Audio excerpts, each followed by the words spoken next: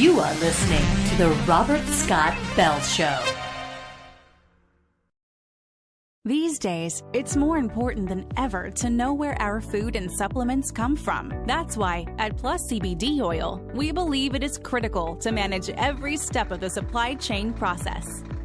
It all starts with certified hemp seeds. Our hemp grows tall, like bamboo, and is harvested within 3 months.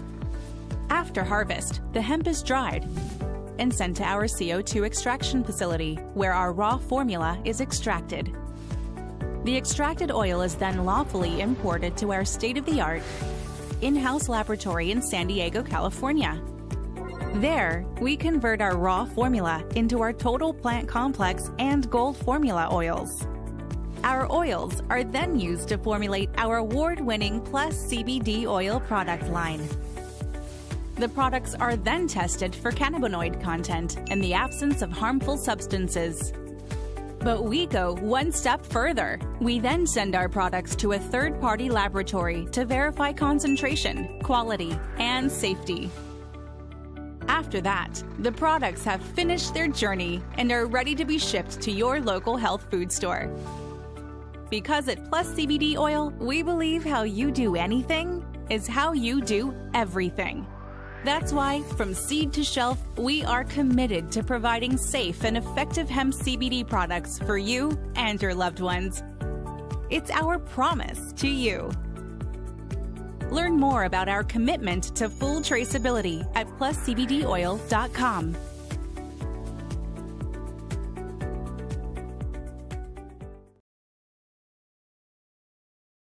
The Robert Scott Bell Show. I listen to get accurate, up-to-date information. I've learned so much from him. It is awesome. It's the best entertainment that I've found. You rock the health world. Keep it up. I love you. Now, the voice of health, freedom, and liberty, here's Robert Scott Bell.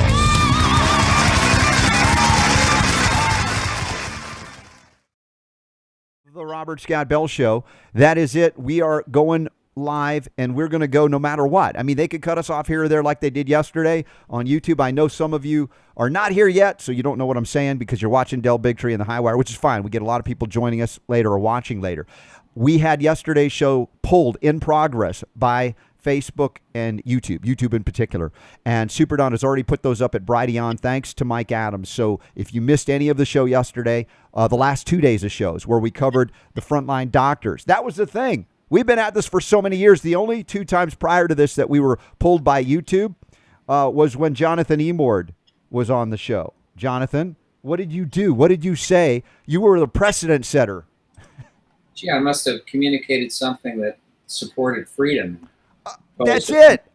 You know what? If we are going to continue, Jonathan, we've got to change our political tune and go, let's go socialism, let's go communism, and suddenly now we'll be the #1 rated show and we won't have to do anything. You have to change the name from the Robert Scott Bell Show to the Marxist America Show, and you'll be on all the time. Well, Jonathan, the audience will grow enormously. You know, I've called this the United States of Drug America for many years. You've talked about the bureaucratic oligarchy, also regulatory capture. That industry has basically taken control, taken charge, even beyond Democrats and Republicans, although right now the Democrats are all in for a big pharma takeover. But to help us calm the waters, to put perspective where I might be going off the handle, it's Cheryl Chumley from the Washington Times. Cheryl, we're all back together again. It's reunion time. I know, the game's off here. It's great to be here. Right. So now, First Amendment, we're all about that. Freedom of religion, freedom of speech, all that stuff. They put it in first. You as a writer, an author, an advocate, outspoken advocate for conservative values, Christian perspectives on life. What are you seeing? I know what you're writing about. We have it linked up. But what are you seeing in terms of the direct targeting of not only this show, but others who question the narrative surrounding the coronavirus? A licensed doctor, they're attacking doctors who actually say, hey, we're having 100% success with what we're doing. Yeah. Well, first off, and I said this last time we met, that hat tip to you, Robert, and to you, Jonathan, for telling about this years before it has come to fruition, because you guys have been hitting hard about the health bureaucracy and the potential to take over America by health bureaucrats for years now. So if people aren't listening to you, they need to listen in, because you guys have been prophets in this regard. And as far as what I see what you have been predicting for years actually coming true. We have these health bureaucrats that have taken over policy, economics, social policy, the schools, the churches even, and based on fear have successfully shut down an entire nation. And now, instead of going away because the science and numbers prove that the fears are entirely unfounded, they're digging in and bringing up more fears to create a greater anxious public in order to justify more clampdowns on individual freedoms. The latest of which is the crazy, ridiculous Dr. Anthony Fauci's call for not just face masks, but now goggles and face shields. Yeah, and he's not talking about beer goggles. He's just talking about permanent state of goggling your eyes. Now, I recognize that if you believe that viruses are causal in this or any other scenario that I've talked about, there are vectors that you would argue for transmission. And if they're accurate, I've also said there is no explanation for human and animal life, because we have trillions, and I'm not exaggerating, it's not like the budget, trillions of viruses all around us and in us at any given time. So if they really are the big baddies, there's no explanation for why there's any human or animals that are alive. Yeah, God created humans with a certain defense mechanism within to fight off bacteria, to fight off viruses. And I think part of the reason the fear about the coronavirus has been so able to take over individual rights in America right now is that a lot of Americans see these fancy degrees and they hear doctor and they think, oh, well, they know better than I do. Well, that may be. Dr. Anthony Fauci probably knows way more about viruses, about infectious diseases than I do. But I know freedom. I know individual freedoms. And I know my God-given rights in this nation. And I know when those are being threatened. And I also know how to research whether things are truthful or not. And I think 90% of Americans are similarly capable. And I think that's what more Americans need to do, to push back on these doctors. And even though they're being shut down by the censors at YouTube and Google and Facebook and Twitter, so what? We Americans all know the truths. And we can show that we know these truths this November at the ballot boxes. You know, we didn't send you this. This just popped up while we were prepping for the show. And this is both for Jonathan and Cheryl. You got to check this Forbes article out, written by Ethan Siegel, a senior contributor and group contribution. It says you must not do your own research when it comes to science. And then they have the audacity to say this. And when it comes to issues like vaccinations, climate change, and the novel coronavirus SARS-CoV-2, it can be dangerous, destructive, and even deadly. So doctors that are doing their own research and finding out clinically that they're succeeding where Fauci says it's impossible should not do their own research. Who should do the research? Who should do the research then? If I can't read, Jonathan, you research all the time going into legal battle. Our Bobby Kennedy is another attorney. He's done research for years on many of these issues, goes in and he can school people who are doctors that don't do the research. Who should do the research? Not us? Well, this is the standard bureaucratic argument. People are too ignorant to take care of themselves. There has to be a government caretaker, and that we just need to shut up and do what we're told because we're not experts. And that's the basis for the administrative state. That's the whole notion that somehow we were able to survive before them. And that's absolutely mind-boggling how that is. Yeah. But presently they refuse to admit that we can survive without them. So they create this argument of their necessity, predicated on the notion that only they can read through words and intuit what science means. And that's just utter nonsense. And furthermore, even if there were a kernel of truth to it, it would be an argument for more information to be disseminated to the public, not less, so that we were more equipped to evaluate things, not less.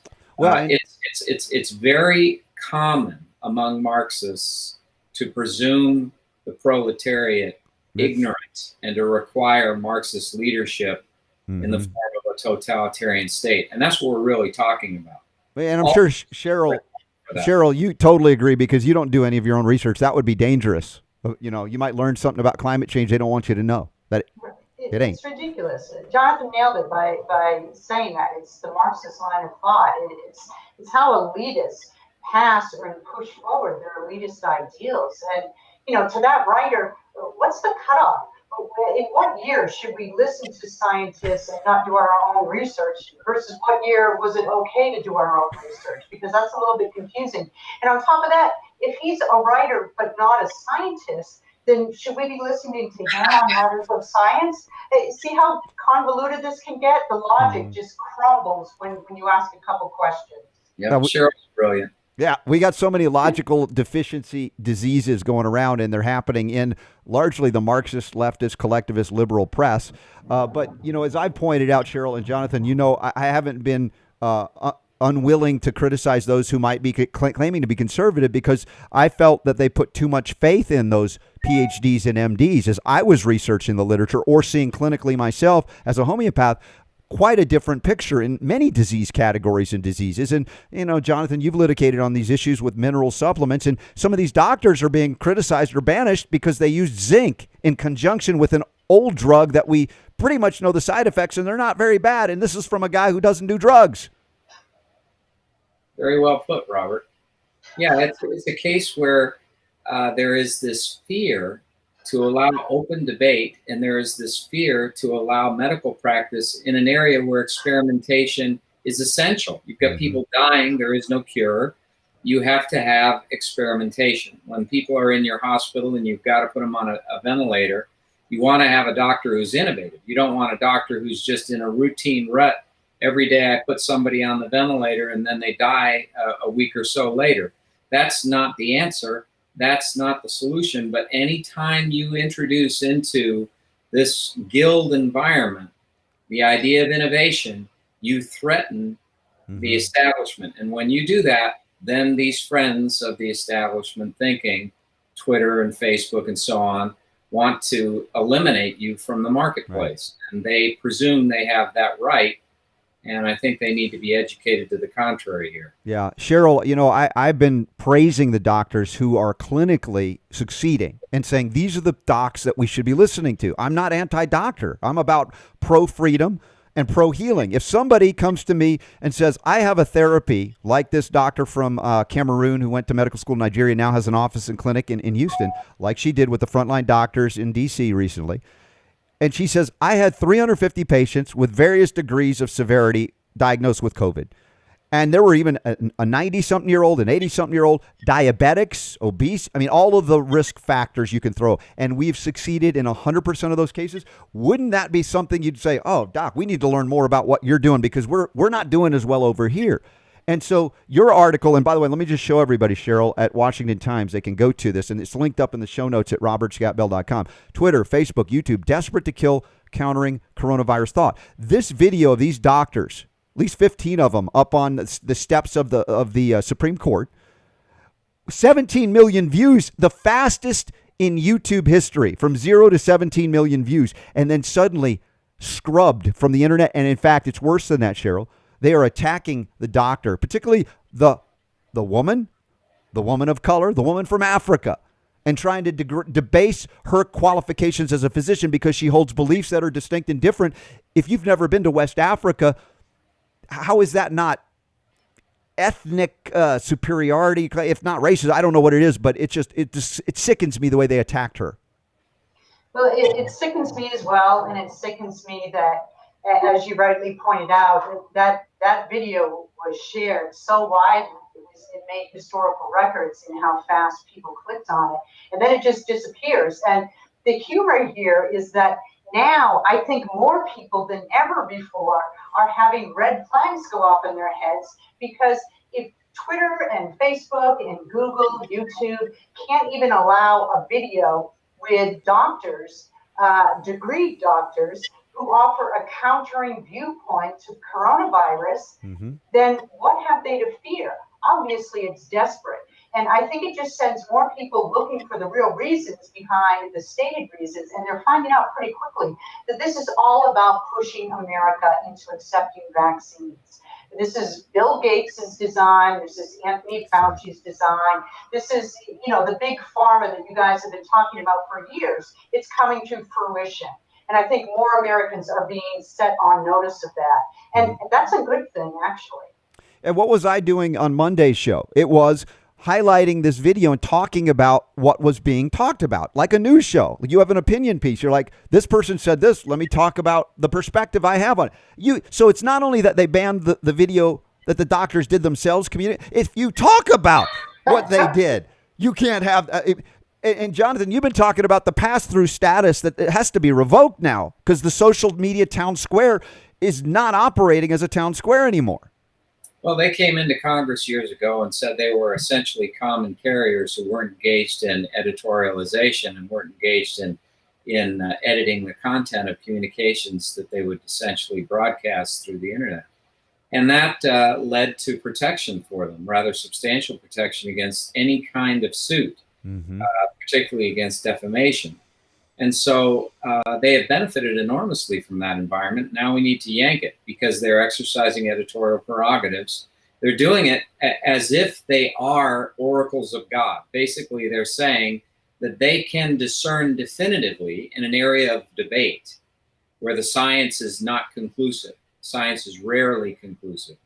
That they can deign what is good science and what is bad science, and that the bad science is not going to be allowed to be spoken.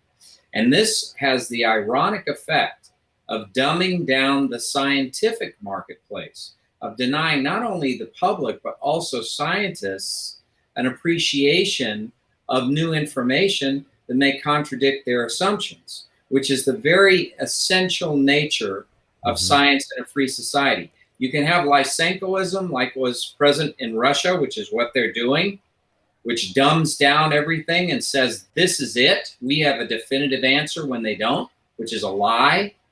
Or you can allow the evolution of science and open debate among the people, scientists, researchers, allow it all out there, because that is the way we evolve through a marketplace of ideas. It's the best system to get at the truth.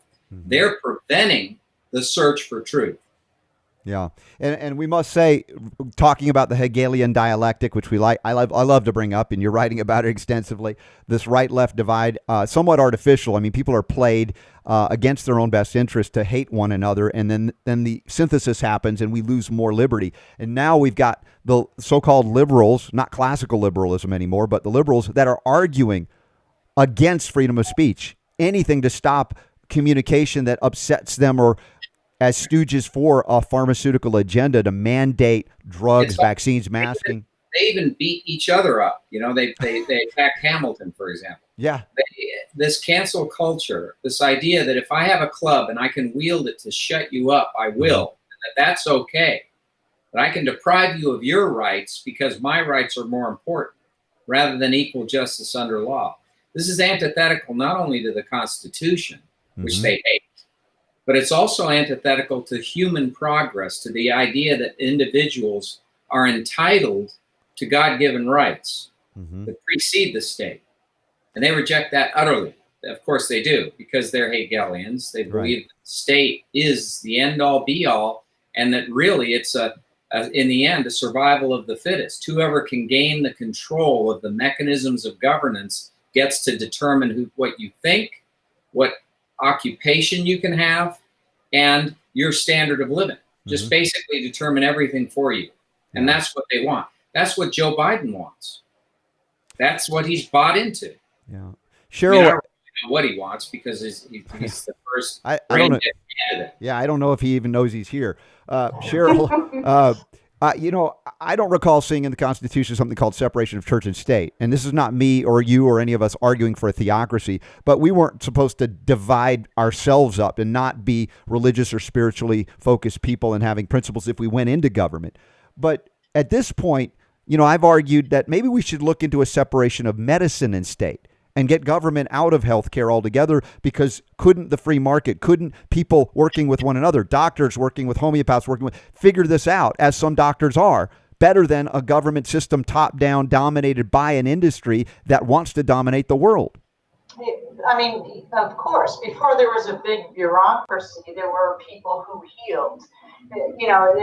It's not like as soon as Adam and Eve got booted out of Eden, that they had to go to the National Institutes for Health in order to figure out how to cure the ailments Right. that plague them, right?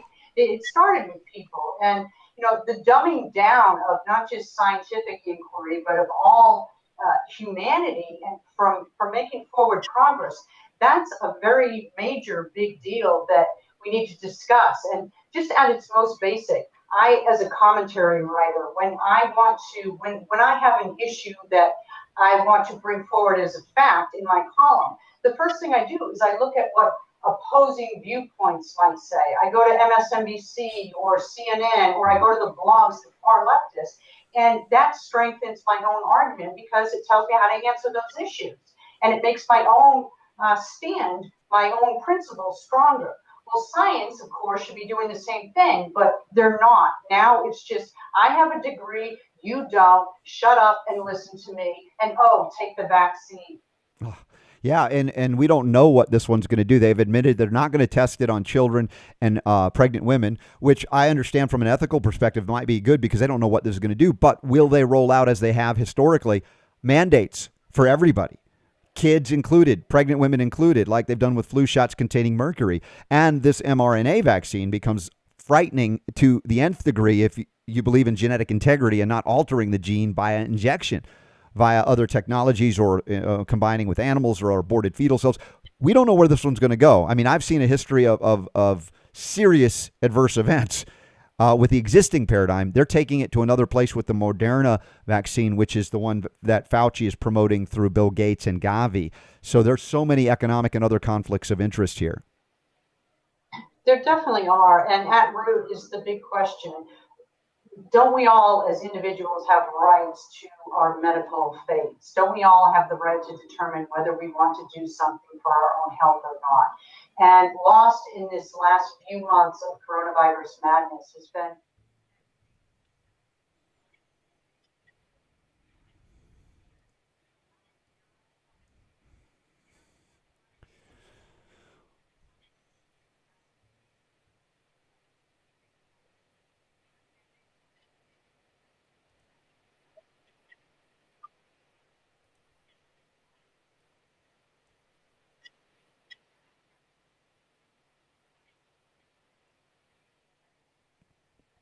I'm showing everybody one of your latest articles, Health Bureaucrats Have Crippled America. And once again, arguing so well that America the free is America the stifled now.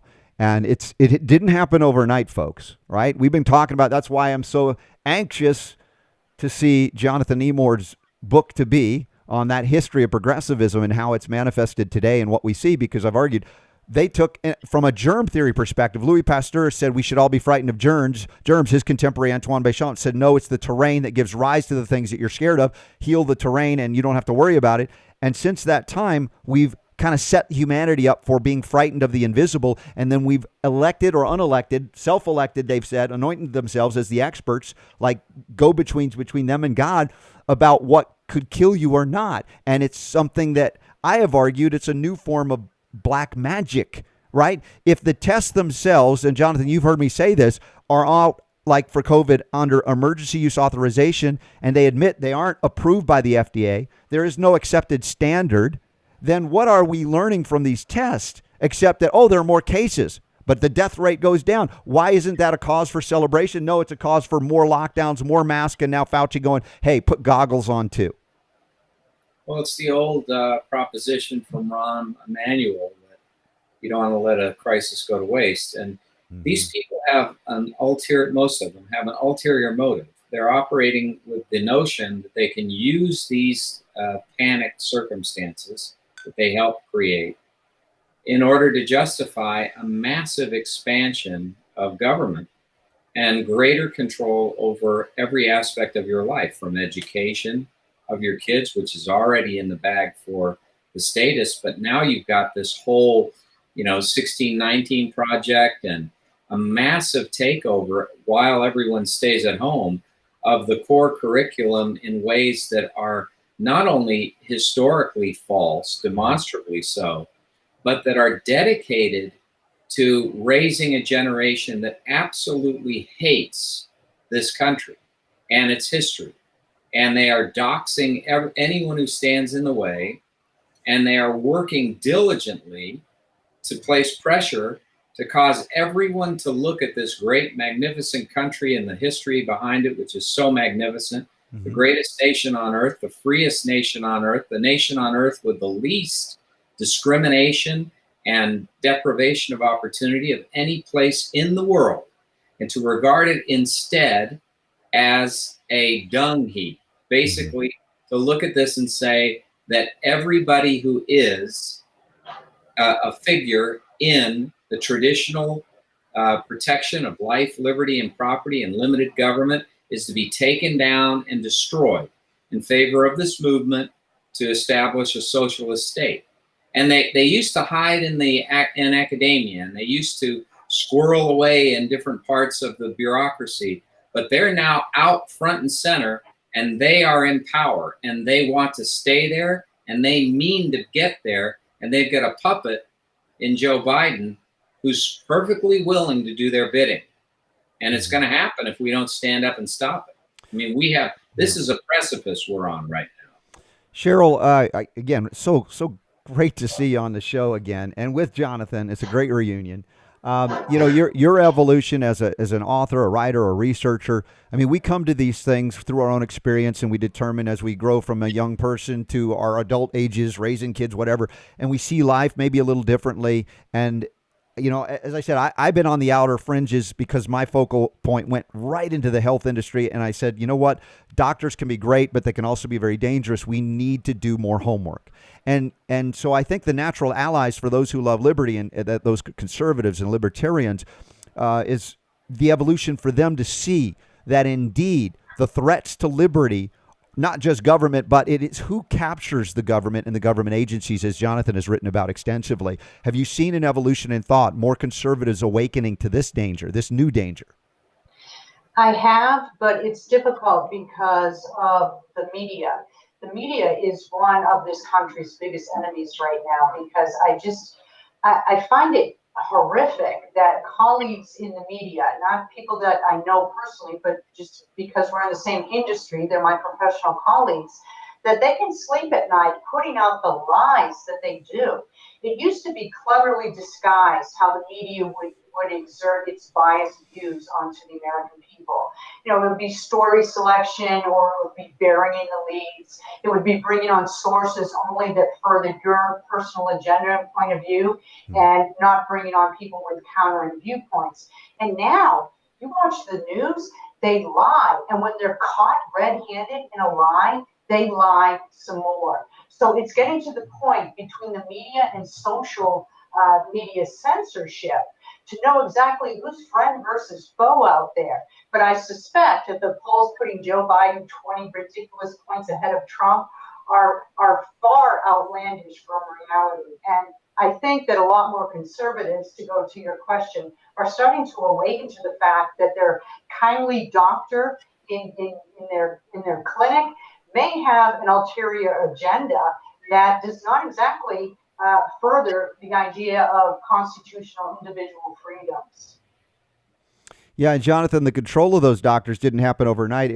This gets into the concept of licensure as well, right? When you got a controlling board that could be impacted economically, politically, or otherwise to control a profession that has been granted special monopoly type status through licensing laws. And I think, this is, but my uncle, the doctor, my medical doctor, rest his soul, warned me that it's a nightmare what was happening back in the 70s and 80s, and said, you should not become a medical doctor. I know what you want to do. Don't do it. And I didn't understand it at first. I understand it more now, and doctors do as well, because they see the control, like these good doctors who are actually, I think, honoring the Hippocratic Oath, saying, first do no harm, let me help them. They come out and say, look, we don't have to die, right? And they're attacked viciously, smeared viciously. So recognizing that they have limited freedom as well. But also what was fascinating, and Cheryl, maybe you want to comment on this too, because I know you only got a few minutes left.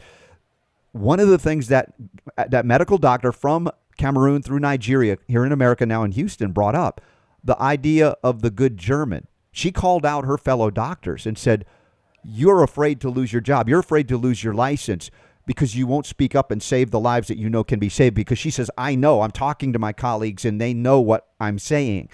And I think there needs to be a revolt by the medical community from that control so that they can get back to doing what I believe most of them got into the profession to do in the first place.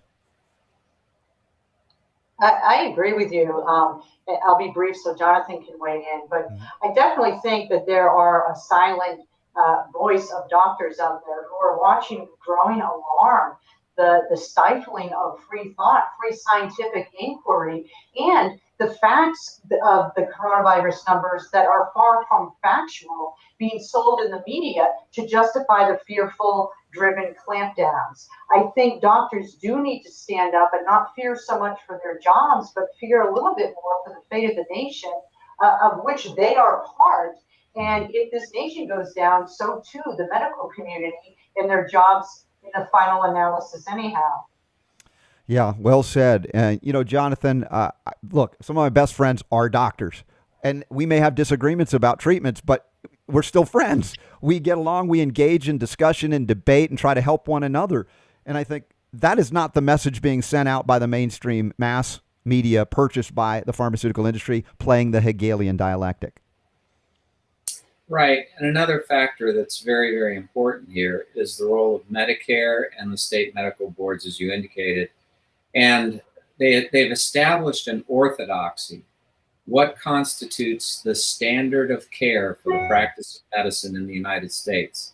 And if a doctor innovates in any way, deviates one iota from what the government, through those entities, deem to be the standard of care, that government is open to audits, is open to attacks from his colleagues where they can complain to the medical board or complain to Medicare. And it can result in huge financial hits against them, demands for reimbursement to the Medicare carriers, and it can result in suspension of your license.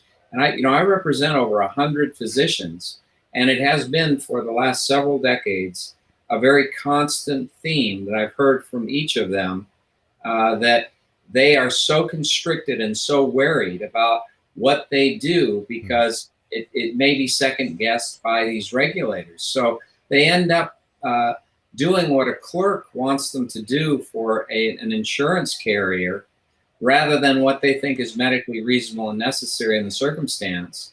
And the people who suffer, of course, are the patients. So you have doctors, for example, we saw this in New York, who are following the dictates of Andrew Cuomo to send nursing home patients with COVID back into the nursing homes. They knew exactly what would happen. They were shocked and appalled by that, but they're locked in because they do not want to be the scapegoats that are driven out of the medical profession because they did not follow the party line. And that's where we're at in medicine. Doctors constantly are crying about becoming mere bureaucrats, basically not being able to practice medicine, but having to do what they're told to do by the insurance carrier proxies for Medicare. That was my uncle's message back in the late 70s, early 80s to me as a young Robert Scotty Bell, wanting to be a healer. And Cheryl, you're continuing to research despite Forbes telling you don't do your own research. Thank you that you're doing your own research.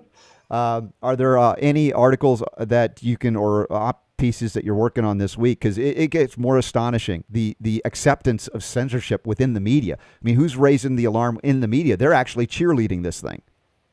I do like to plan my coverage a couple days ahead, but there has been so much astonishing breaking news over the coronavirus. It's just, I wake up every morning, flip on the news, and within 5 minutes, I've got about a dozen different things that I'm dying to write about. So it's all coronavirus clampdown related.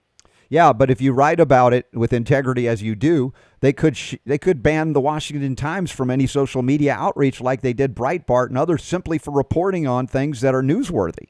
Yeah, I'm booted from LinkedIn.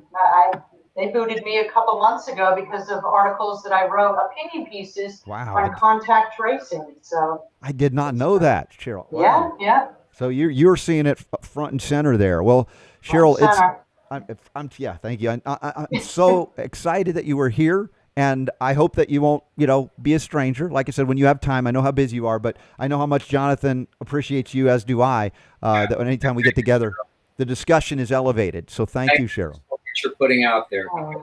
Thank you. In a universe that just wants one voice to be heard, and you're knocking, you're bucking the system. I appreciate it. Thank you so much. And of course, I appreciate all the work you do too. And I draw strength from it now and motivation in my own writing. So God bless. Thank you. All right, Cheryl Chumley, thank you so much for being here from the Washington Times. Y'all check her out, and we've got it linked up in the show notes at robertscottbell.com. Now I'm going to ask you to say thanks to our friends at Trinity School of Natural Health. If you want to learn how to help yourself and others in your community, and don't ask for permission where none is required. It's a God-given right to heal and help others to heal. Check out trinityschool.org and all their wonderful programs, including learning how to do iridology. Wow, you can learn a lot from somebody's eyes. This is very cool. Yeah. For thousands of years, the iris has been examined to determine potential deficiencies and health issues in the body. Every human optic nerve contains between 800,000 to 1.7 million nerve fiber endings. These nerves connect our eyes to the brain and continue down our spinal cord, connecting to every organ and gland in our body. This course utilizes the iridology chart developed by Bernard and Ellen Jensen, which tells us what markings in the iris may be pointing to issues in certain organs or glands. In this course, you will learn how to identify the genetic strengths and weaknesses with organs, glands, and tissues, tendencies towards tissue irritation and inflammation, how to find the potential ability of an organ's reaction to the presence of illness, discernment of familial patterns of illness, including digestive issues, blood sugar tendencies, blood anomalies, and heart issues, and how to locate potential nervous system imbalances, spinal subluxations, circulatory disturbances, connective tissue weakness, and much, much more. Iridology is a fascinating art and science. Learning it will change the way you look at the human eye. If you're interested in learning iridology or have questions whether it's right for you or not, please send us an email or call and get started on your journey to transform the world.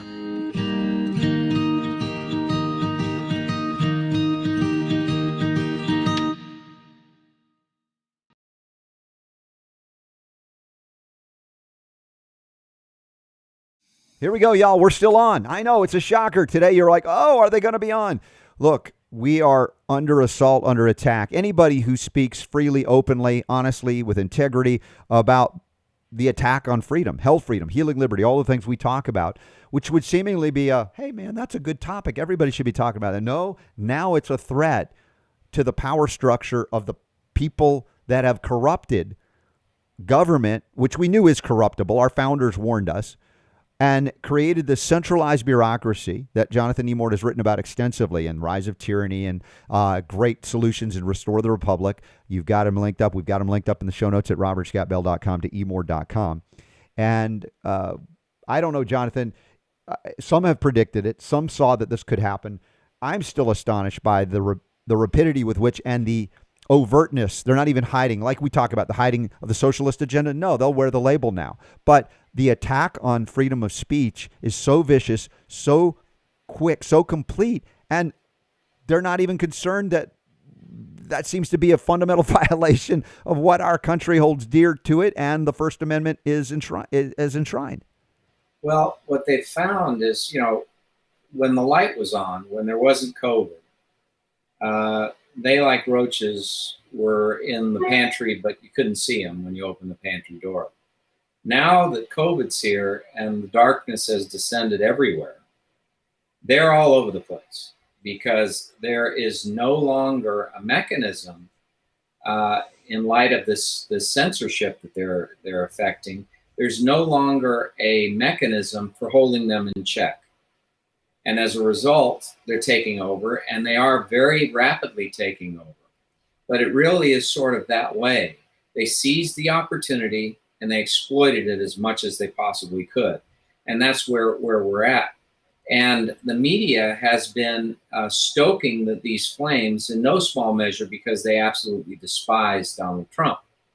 So they have been enablers. And you take a look at Edward R. Murrow, for example. What a commitment he had to professionalism and journalism. Balanced reporting, ensuring that information, facts, reach people, letting people make their own decisions as to the meaning of those facts, their relative significance. To today, where you have opinionated people all on one side, running whole media, and just denouncing anything that deviates from their orthodoxy. You've got a real censorship mindset, doxing mindset, a cancel culture mindset that has taken over the mainstream media. And anything, they won't even cover, for example, the president. Mm-hmm. They'll avoid any coverage except perhaps the question and answer session. They completely avoid coverage of major events such as economic good news and so on, if it could in any way assist in a positive reflection upon Donald Trump. And they believe that they have the control over the American citizen, that citizen is thinking just as they are being told by them. And that as long as they have this iron-fisted control of the media, like Pravda, for example, that they can control how Americans behave, and that will result in people voting out of office Donald Trump. And that's the real movement. That's what's taken hold of the New York Times. That's what's taken hold of CNN. Mm-hmm. That's what's taken hold of CBN, MSNBC. Yeah. And it is an NBC, and it is a disgrace. It is the worst, the antithesis of professionalism, and the proof positive of a gross bias. Mm-hmm. Jonathan, if we're to look at the election coming up, obviously part of the play, to me is obvious, and maybe to you as well, of coronavirus crazy to keep it going, despite good news from doctors that are on the front lines treating and succeeding, which means why do we need to stay at home? Why do we need to lock down? Why do we need to mask? Why do we on and on it goes, much less the $2 billion that they're throwing at different vaccine companies. It's like if you have 100% success or even 95 or 99, it becomes like a hangnail. Doctors deal with this. It's no big deal. You don't need a warp speed anything to get a vaccine. So the delay that Donald Trump had said, and I don't know if it was just red meat to distract the press or what, but here's an article from Washington Times. It says Trump suggests delaying elections to avoid great embarrassment from mail-in vote fraud. I have no idea. Well, let me see. I have no doubt, as we've discussed this, that if they get their way, that anybody could just send in a ballot, as opposed to what we talked about, the difference between absentee ballots, that the only way that Dems will beat Trump this time is through cheating. I don't think that there's any other way. So what are we to make of the suggestion that there maybe needs to be a delay? What's your read on this?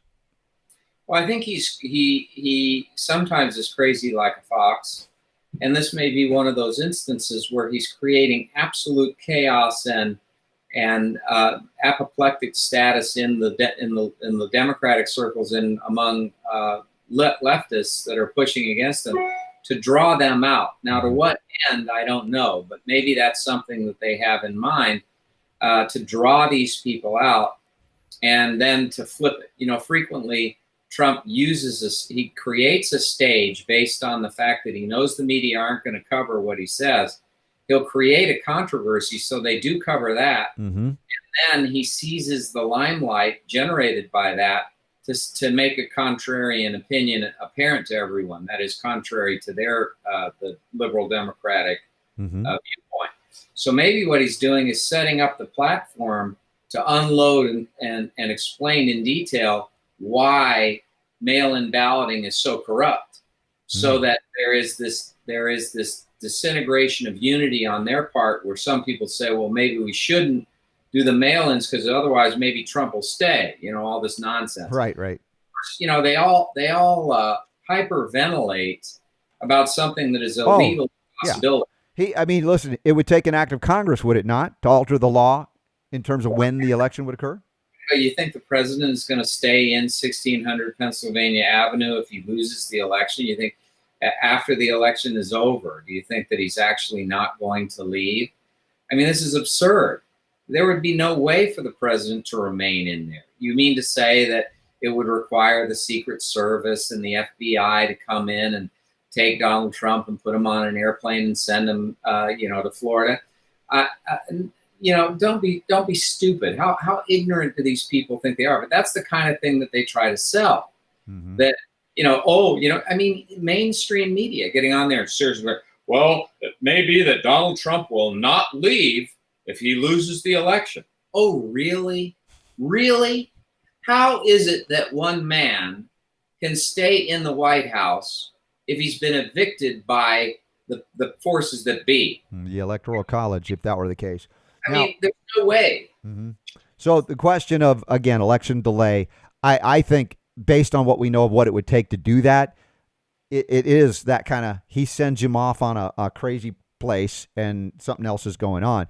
But I still have questions about why. Why does he still let Fauci be there? This guy has done so much wrong in this scenario that I think, interestingly enough, this is proof of the opposite that the media contends about Donald Trump. I mean, they like to portray Donald Trump as an authoritarian who doesn't allow dissenting views, and it's my way or the highway, and everybody around him are yes men.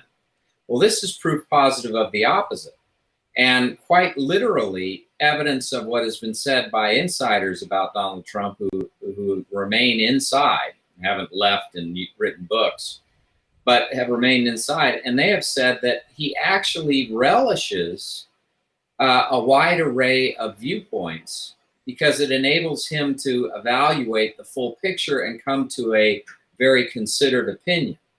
You know, that's contrary to the narrative that the media has about Donald Trump.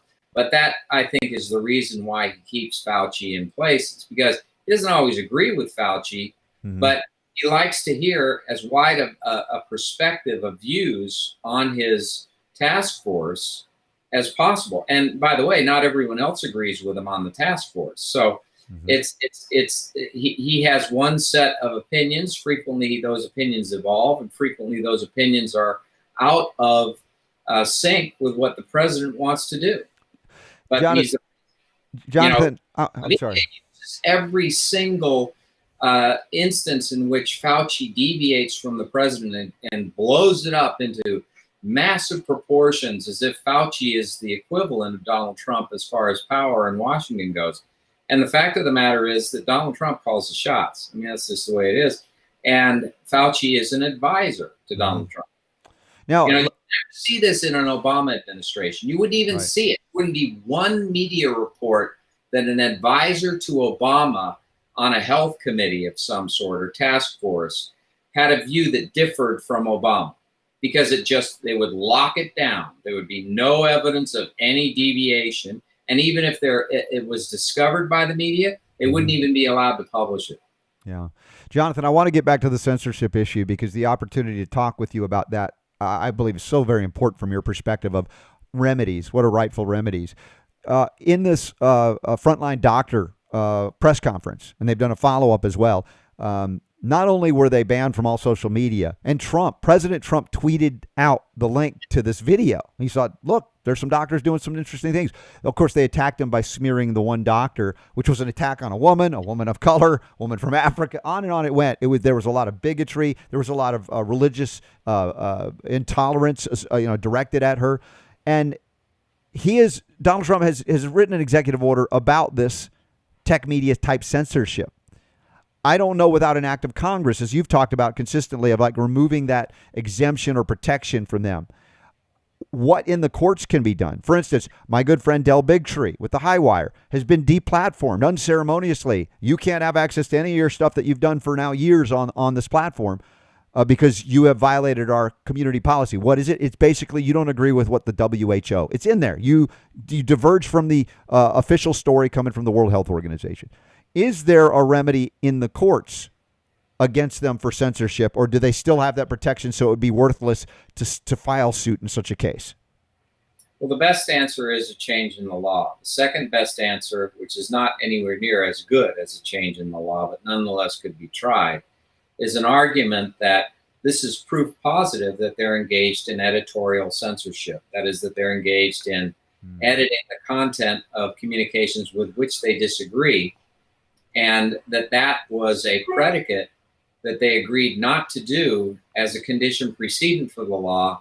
Therefore, because the law was only to be applied to them if they did not engage in editorial censorship, it ought not be applied. They ought to be not allowed to invoke it in this particular case. and a court could be persuaded potentially to allow suit directly based on that. But of course, you'd have to have an underlying basis for suit. You'd have to have proof of defamation, destruction of someone's character. And some of these media do that. As you pointed out, they're taking this woman from Africa, and they've thoroughly tried to suggest, not only suggest, but state overtly that she's not qualified, that she's basically a person who has no right to any reasonable opinion because she lacks that what they consider to be the appropriate education, training, and experience.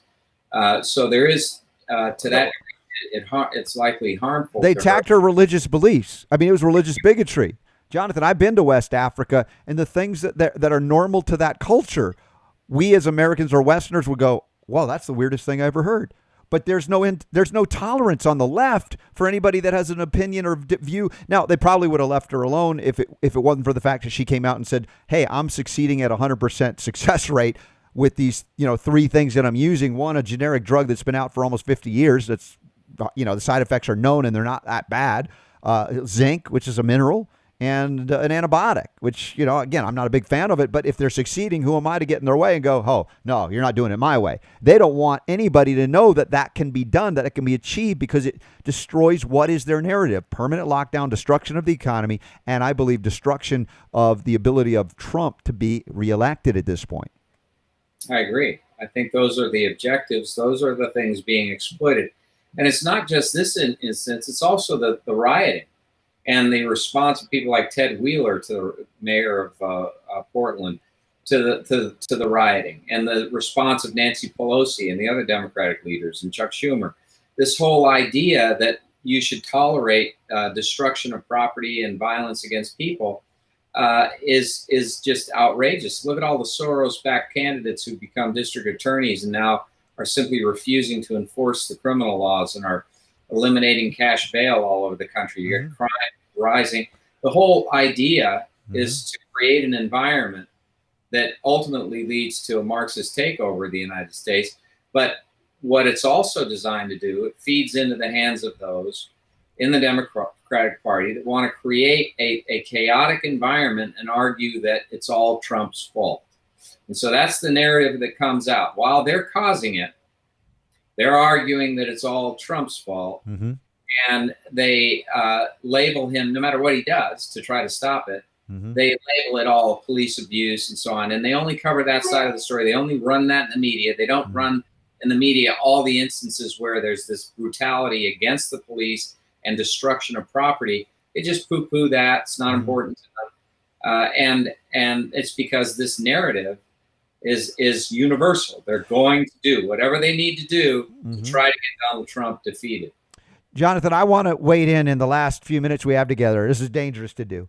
In perhaps one of the most controversial topics that we've covered in a while that I think you commented on last Sacred Fire of Liberty when we were together. And this involved the sending in of federal troops like into Seattle or these areas where there's complete breakdown of law and order. And you cited the Whiskey Rebellion. No, I think historians can have legitimate arguments one way or another on this. My concern is not sending them to protect federal property, because that seems appropriate. But if they begin to do the local policing, I look at the trend that happened, the people in that community that have put up and tolerated with leftist politicians eliminating their right to defend themselves, the elimination of the right to keep and bear arms, that they could have and should have foreseen the inevitability of the city that they've chosen to live in. Now, this is not making excuses for the people that have done this in government, but at a certain point, get out, because it's going to crumble. My concern is if we send federal troops in under Trump, and let's just say worst case scenario, Democrats take control of the White House next cycle or the cycle beyond that. They set precedent and say, you know what? We don't like what's happening in that conservative city, and they're not gun controlling enough. We need to send in the troops to confiscate. The precedent setting, like if you give power that is abused, or maybe it's not. Do you understand my sensitivity? It's like my concern is that not that it would be abused right now, but inevitably the left would come in and go, whoa, well, Trump did it. We're sending in troops to a city that's like too conservative, or, name something that they don't like. Circumstances are entirely different. Of course, the Second Amendment is there to protect against that. Whether that'll be honored or not, I don't know. But the President of the United States is constitutionally obligated to take care that the laws are faithfully executed. And in addition, as part of that, he is duty bound to protect individuals under the Insurrection Act from deprivation of their rights to life, liberty, and property. If local governments will not behave in such a way as to protect the citizens' right to life, liberty, and property, it is the obligation of the president to do so. And I would, were I Donald Trump, I would invoke the Insurrection Act and I would send in the United States military to Portland, to Seattle, to Chicago, and I would arrest and prosecute under federal law those who are engaged in acts of domestic terrorism and who are taking these actions and destroying people's property and beating up people and Molotov cocktails to the police and destroying property. They need to be prosecuted. If the locals won't do it, if they won't protect life, liberty, and property, then under the Insurrection Act, the president must do it. And he should send in the United States military and just get rid of this nonsense once and for all. And I think that there's a clear pathway, a constitutional duty for the president to do that. He should take care that the laws be faithfully executed, and he should use whatever force is necessary to do it, because our paramount obligation is to protect people's lives, liberty, and property. And if we don't do that, we do not have a country. I mean, we have absolute chaos, anarchy, and Marxism everywhere. So we have to do it. So your sense is not to just pull out and let them burn it down, and then they see how horrible their idea of collectivism and Marxism is in reality. But to say, hey, you know what, we're going to go in and rescue them from the federal level. And again, you understand my concerns of abuse of power. I mean, that's always our concern here. You know, would government abuse that? But I think that example of George Washington suppressing the Whiskey Rebellion by calling up the militia and having 12,500 troops prepared that he led into Western Pennsylvania, and they all left before they greeted those troops. But his intention, which is the historical precedent preceding the Insurrection Act, and was to take care that the laws be faithfully executed, to make sure that those acts of insurrection against the government and against private property were put down in order to prevent it from spreading. And that's the problem we have right now. Because it's not eliminated with swift and powerful law enforcement at the local level, it needs to be done at the federal level, and it needs to be done now. All right. Well, I'm concerned. I would apply the Insurrection Act against Facebook and Twitter and YouTube for, you know, promoting Marxist collectivism over freedom and to censor our friends, much less ourselves. And thankfully, Jonathan, they didn't tag us today, even though you're here. We made it through hour one. Yeah. Well, I will see you, Robert. It's been good being with you, my friend. Always a great time together, Jonathan. And it was so great that we got Cheryl Chumley involved from Washington Times today. That was like, again, it felt like a reunion. You know, we used to have her on all the time, and she got so busy. So anytime we can get her on, we love to have her as well. You bet. So thanks for standing up for liberty here. Sacred Fire of Liberty edition of the Robert Scott Bell Show with Jonathan Emord. Hour one is in the books, and so far so good. We're going to get a major update from our good buddy Jeffery Jaxen, intrepid reporter. He's been appearing on the show for many years as well since we first met. We'll go back and reminisce on that. Remember seeing this guy's going to start writing, and now he's just sensational.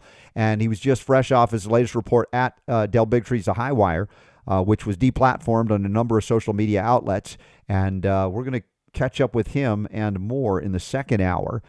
Keep praying for the freedom, the free flow of information, and stand up wherever you can to share the show and share our friends and links to them, and get on those email lists so you can support, even if the banishment occurs in the social media circles that are operating only in theory as the new town square, as they are editorializing and suppressing speech that is counter to their agenda. What is our agenda? Health, freedom, and healing liberty. It's pretty simple. Spiritual freedom really goes beneath all of that. It's the starting point. So I love that you're here, and I thank you. Please share the show, and we'll be back in just a moment with Jeffery Jaxen for hour two. Super Don making it sound so good. This is the place, you know it. The power to heal is yours. The Robert Scott Bell Show.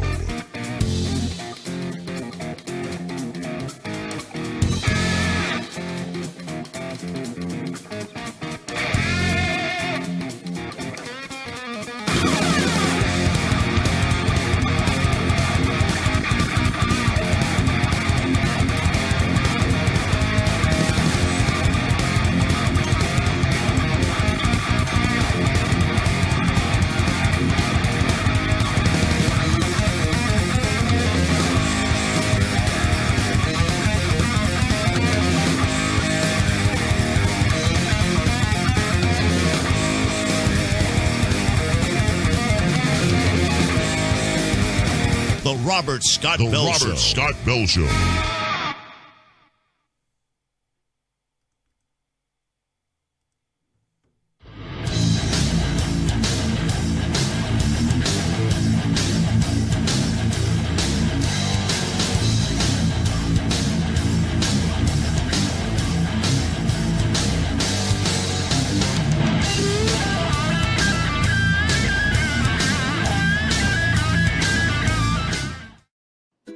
Have you ever watched a movie with superheroes and villains?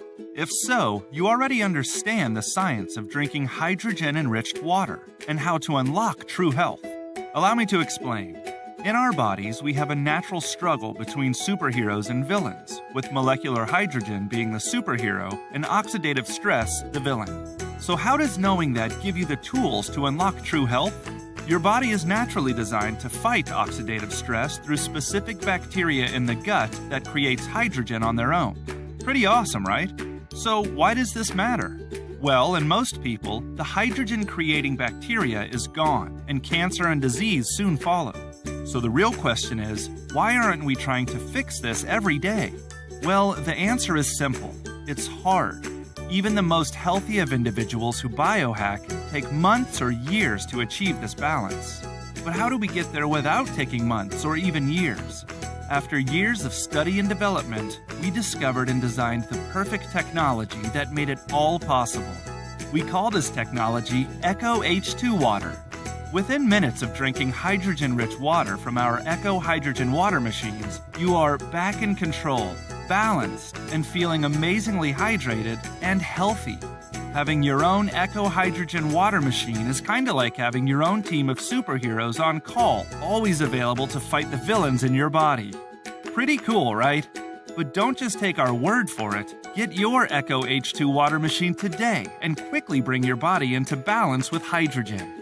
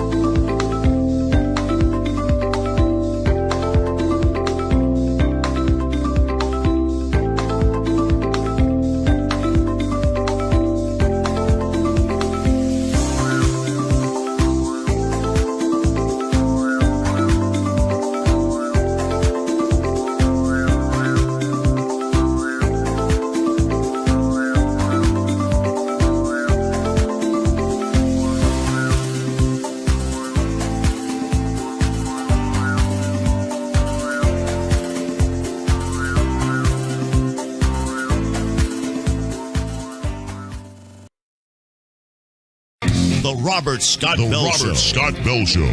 I listen to get accurate, up-to-date information. I've learned so much from him. It is awesome. It's the best entertainment that I've found. You rock the health world. Keep it up. I love you. Now, the voice of health, freedom, and liberty, here's Robert Scott Bell.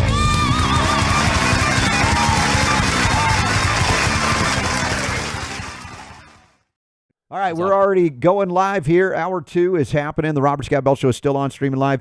So far, multi-platformed out to the world, Super Don. As far as I know, I'm seeing commentary even on the YouTube channel, RSB Bell Media channel. The concern was that had they banned us fully yet.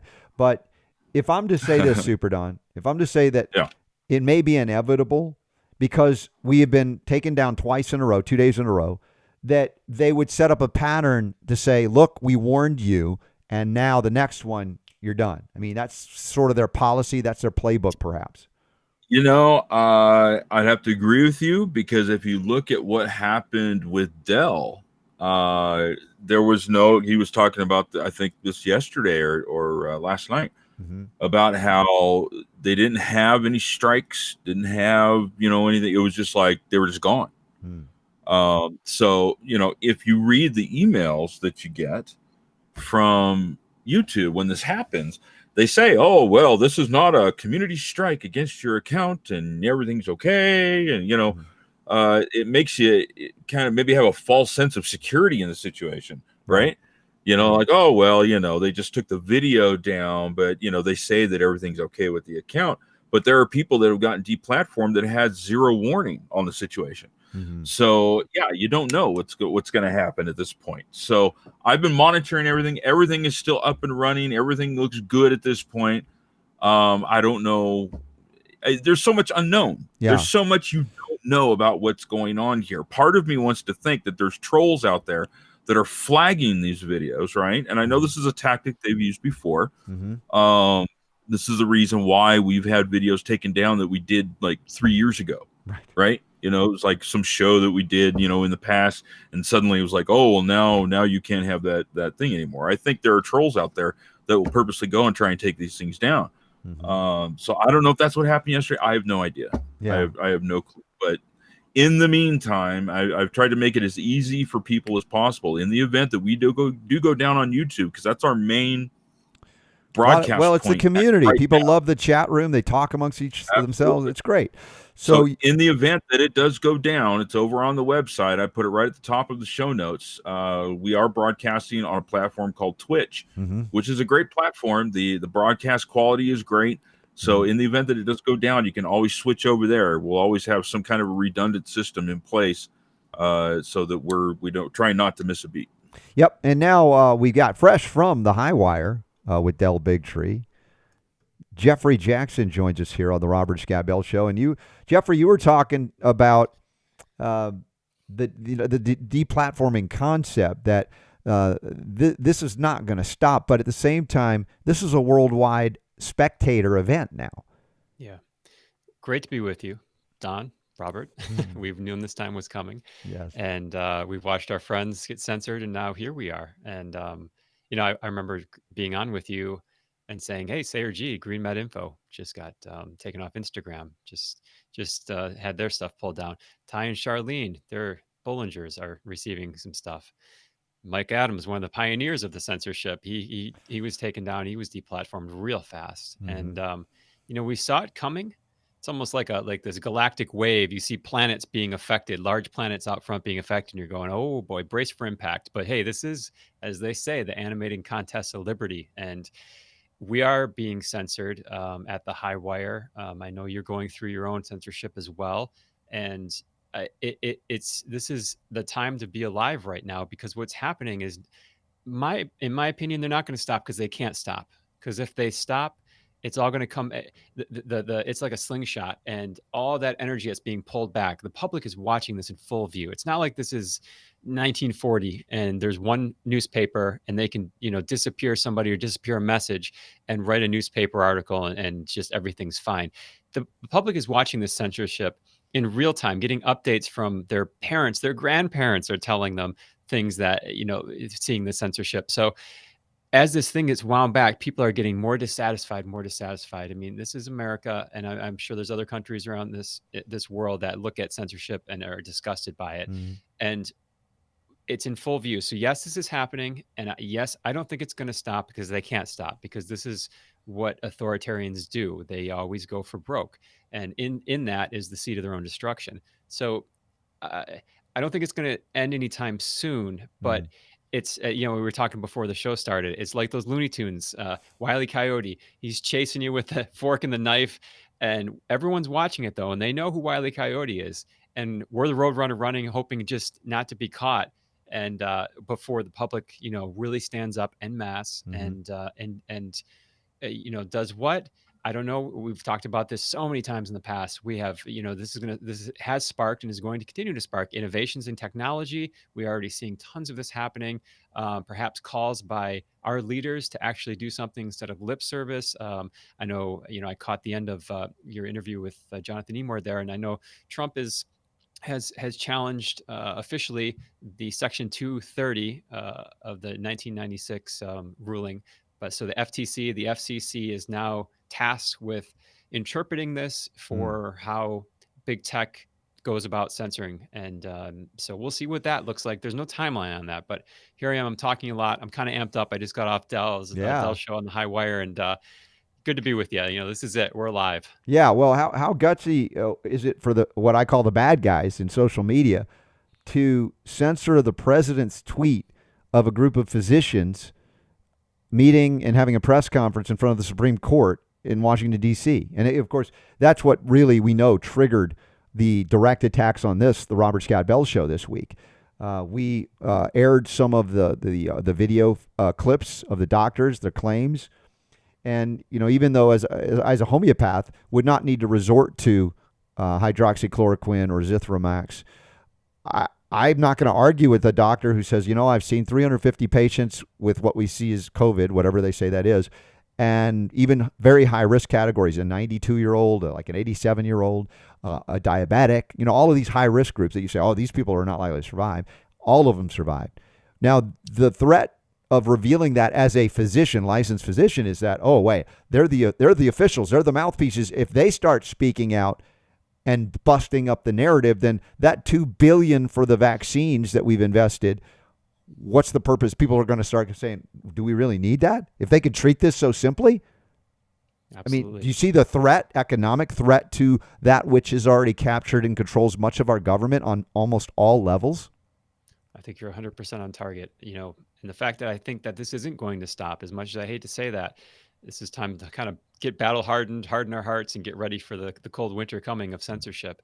The reason it's not going to stop is we have seen this, you have seen this with the medical community. First, we had the medical community defending homeopathy. We even had the chiropractors defending chiropractic care from the FDA and their ability to practice. Or how far do you want to go back? Defending vitamin C, defending natural remedies. And anybody in the vaccine community, the vaccine truth movement, they've experienced all of this. And it's coming now. Now, hydrochloroquine, it's not about hydrochloroquine. This is just a pill. I mean, it's a pill. Who cares? It's a politicized pill now, and it's a representation. It's a symbol. And what is it symbolic of? It's a symbolic of doctors being able to speak their truth, their experiences, the free expression of medical information and medical debate in the public space. Now, the Supreme Court did rule that the internet is the new public square. So this needs to be protected. Do we wait for government to do that? It hasn't yet. And will it do it? I don't know. I really don't know. I don't know if Trump's capable of it. I don't know if he can, if he wants to, if he cares about it, if this is just lip service to get him to the election and then beyond. But what I do know is we keep talking these messages and people are listening. Breitbart, 6 hours, 17 million views for that live press conference. People want answers, and they don't want it to come through a centralized voice of a nearly 80-year-old Dr. Fauci who has conflicts of interest working for him at his NIAID that have patents they're holding on the vaccine that he's pushing, the eventual unicorn someday maybe vaccine that's being rushed through trials. Now, if you look at some of these trials, I'll be writing about these. Highwire is going over it as well as we speak, or actually they might just be done with it. But these trials are terrible. Where are the scientists that are going to stand up and pick these things apart? And this is what happens. These scientists get too comfortable. They don't want to lose their jobs or their tenure, and they don't pick these apart. But these trials, you don't have to be a scientist to pick these apart. They're terrible. Their data cherry picking is terrible. Yeah, and Fauci's behavior over the decades as head of NIAID at the NIH has been legendary in terms of he's got a fiefdom. And people learned that do not cross Fauci. You will be out and you will never find work again. Or in the case of Judy Mikovits, you might find yourself in prison temporarily. I mean, there's a lot of information. It's not just one person saying it. The control of what is researched is also something that doctors learn early on. You don't ask questions about certain things or you will be out of your research position. And as I mentioned earlier, I've been at this is 21st year in broadcast media, started in radio only, now through multiple streams. And I think they tolerated me because what is that? He's just a homeopath. People don't believe in that. That's crazy talk, right? So they kind of go, eh. But now that more and more medical doctors who were the authority, right, or considered by a lot of people the authority, are coming out and saying what they're saying, it is on. I mean, it's like we cannot allow this to happen because now we've lost it. Now we can't just say it's just some renegade homeopathic guy, right? Now it's a medical doctor. Of course, it didn't stop them from attacking and denigrating and marginalizing this female doctor from Africa. I mean, all the things the liberals would scream if a conservative attacked a woman of color, right? Right. Much less from Africa, a minority. an immigrant, all of that stuff. And yet they do it with almost glee. They just try to destroy her based on, I think, religious bigotry, attacking her beliefs as a Christian pastor coming from Africa. Graduated with honors, 30 years of experience. This isn't someone who just popped up for a viral video and has no experience. We don't know where this person came from. And yes, the fact that this person doesn't practice in a Western medicine paradigm, I'm sorry, there's Chinese medicine, there's Ayurvedic medicine, there's a lot of other paradigms of healing throughout the world that are to be respected and are to be looked at and treated fairly by the media. I thought this was the age of fairness and equality and believe all women, right? Right. So and of course, her office is in a strip mall, Jeffrey. It's like, well, wait a second. How many doctors' offices have rented space in what they call a strip mall? What is that? That's an attack now, too? Well, don't listen to her voice. Listen to what's written about her, the character attacks. That's what they want. And that's what they're going to get. I covered an article, and this thing boggles my mind. And it's good for this point we're talking right now. If censorship gets his way, everyone listening right now, they can expect articles like this. This was out of Forbes just a couple days ago. And the title of it says, "You must not do your own research when it comes to science." This article went on. It's, in my opinion, is jaw-dropping. This article went on, and this was an editor's pick, by the way, too. So it's been read by thousands of people. Went on to say that most of us, even scientists, it says, lack the understanding to evaluate information. Wow. And when we try to do that and make decisions, it's deadly. So, and then to make its point, to hammer its point in there, it uses a simple example, they say, of fluoridated water. It says, well, this is settled science, clearly. I mean, this is the type of reporting I like fell off my chair when I read this. It's almost something, did they recycle this talking point from 1960? Because, I mean, it's 2020. And the EPA is on trial to get fluoridated water out of cities because two studies over the last 4 years, one in Mexico and in Canada, have showed that it's a neurotoxin when pregnant women drink it, and it lowers the IQs of their kids on par with lead. And this Forbes article is going to treat you like an idiot and tell you like with a straight face that you can't do your own research because it's dangerous. And I'll continue to say this, do your own research like your life depends on it, because it does. Because if you wait for these outlets to do it for you, they're telling you you're too stupid to do it for yourself, your kids, your community. Let us do it. And at the same time, we're going to insult you while we're doing it subtly. Super Don, I got to bring you into this because we mentioned it in the first hour, I shall say, with Jonathan Emord and Cheryl Chumley. I said, I was joking with Cheryl. I mean, thankfully you don't do your own research, Cheryl, right? Because that's dangerous. She obviously laughed. I mean, it's like, the way she does the research is to look immediately at the opposing view, because that's where she learns to strengthen her arguments and what's the strengths or weaknesses of any of those arguments. So, Super Don, if I could ask you, I don't know if Forbes has comment section on articles or op-eds, or if they close it down. I would be shocked if they're not maybe half and half, or maybe a majority of people going, are you kidding me? You're telling me not to do my own research? That have, people that read Forbes would normally think, that's the stupidest thing I've ever read. I don't know if that's there or not. Have you noticed if there are any comments on that article there, Super D?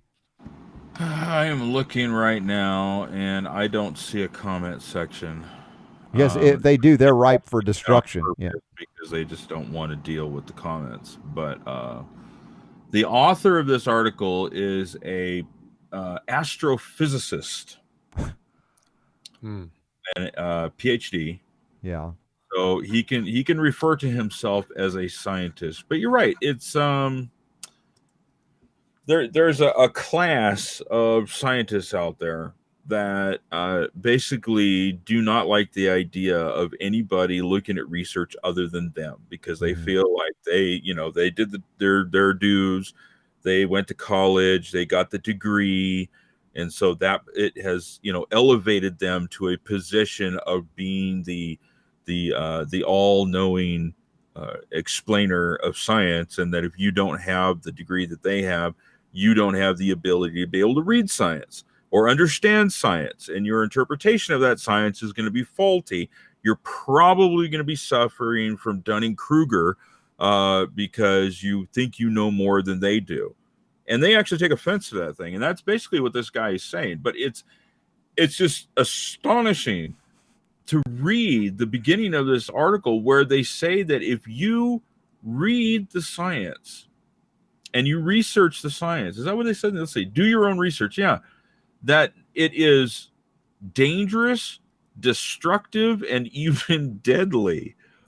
Can't read it with a straight face. Yeah, I know. It's very hard. It's very hard. Dude, and in a way. I point out that those who are doing the research resulting in FDA-approved pharmaceuticals are responsible for the third leading cause of death. We're even deadly. Well, yeah, being an official scientist in sharing the research the way it's politicized and economicized, I can call it. That's not very impressive.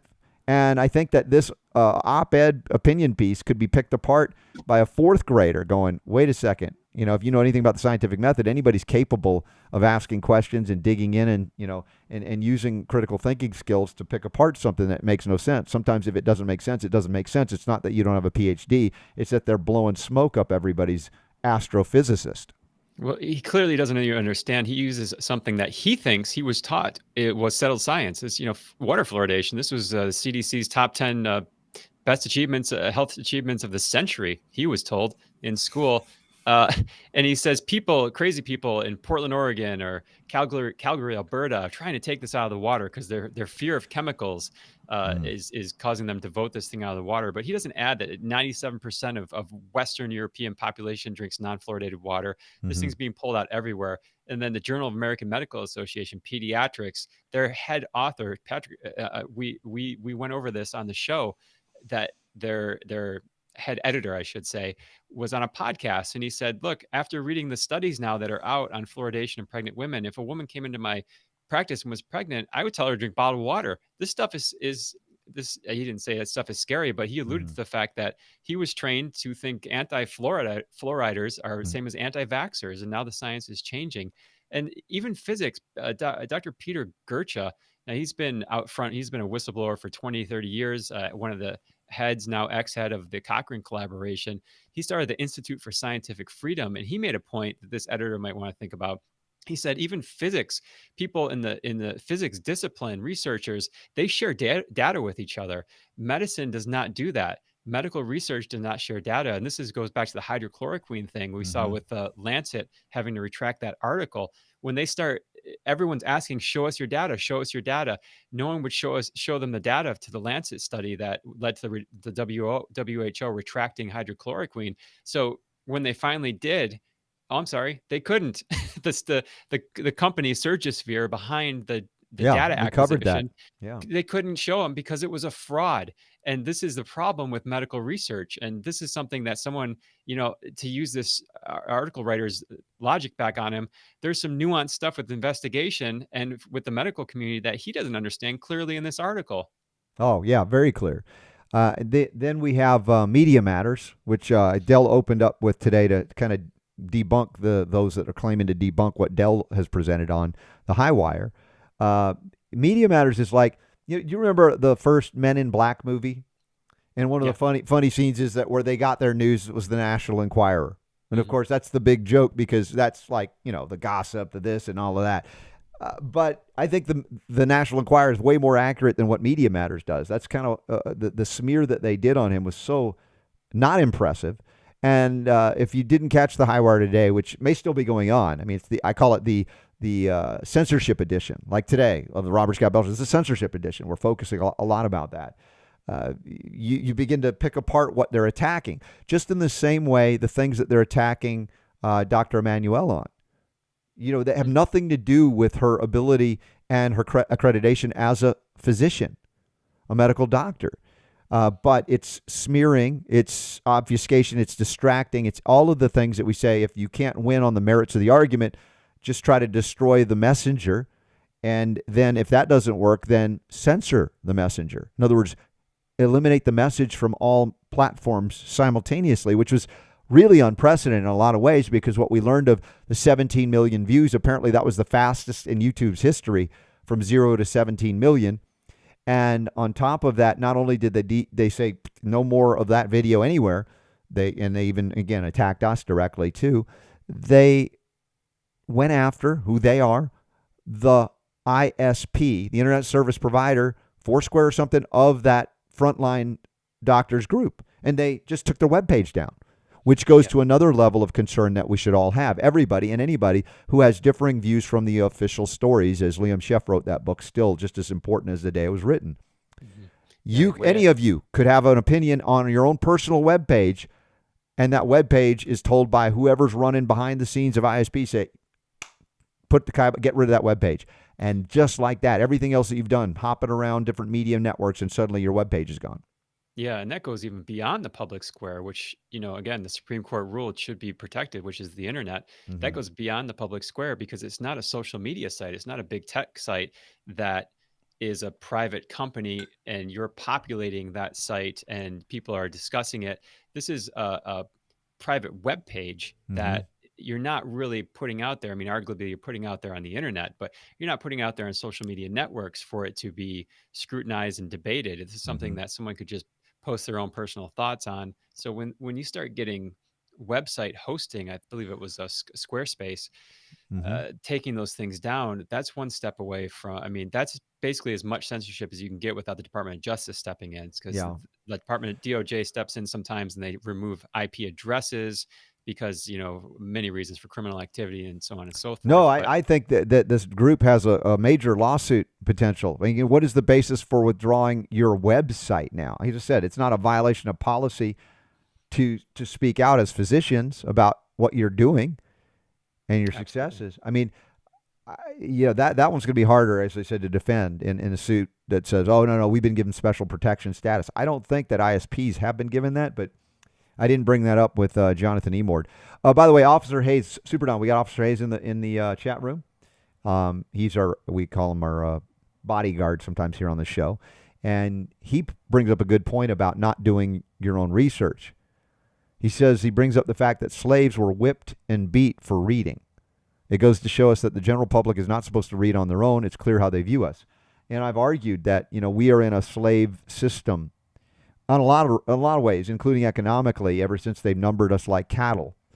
And they treat us as if we're slaves. We are given privileges. Slaves have to ask permission to do just about anything and everything. How many things in America do you have to ask permission to do that you need a license for? And I bring this up with physicians all the time. It's partly of their own making. I realize that doctors who are doctors today probably were not doctors at the time that they started this concept of licensure. But you've trapped yourself in a somewhat of a prison, and you're under the control of bureaucrats, dunderheads, people that aren't doctors, whether it be government or insurance, telling you how to do your job that you've been trained to do, that you've been educated to do. So abolition, if you want to talk about abolition of slavery, that would include abolition of licensure.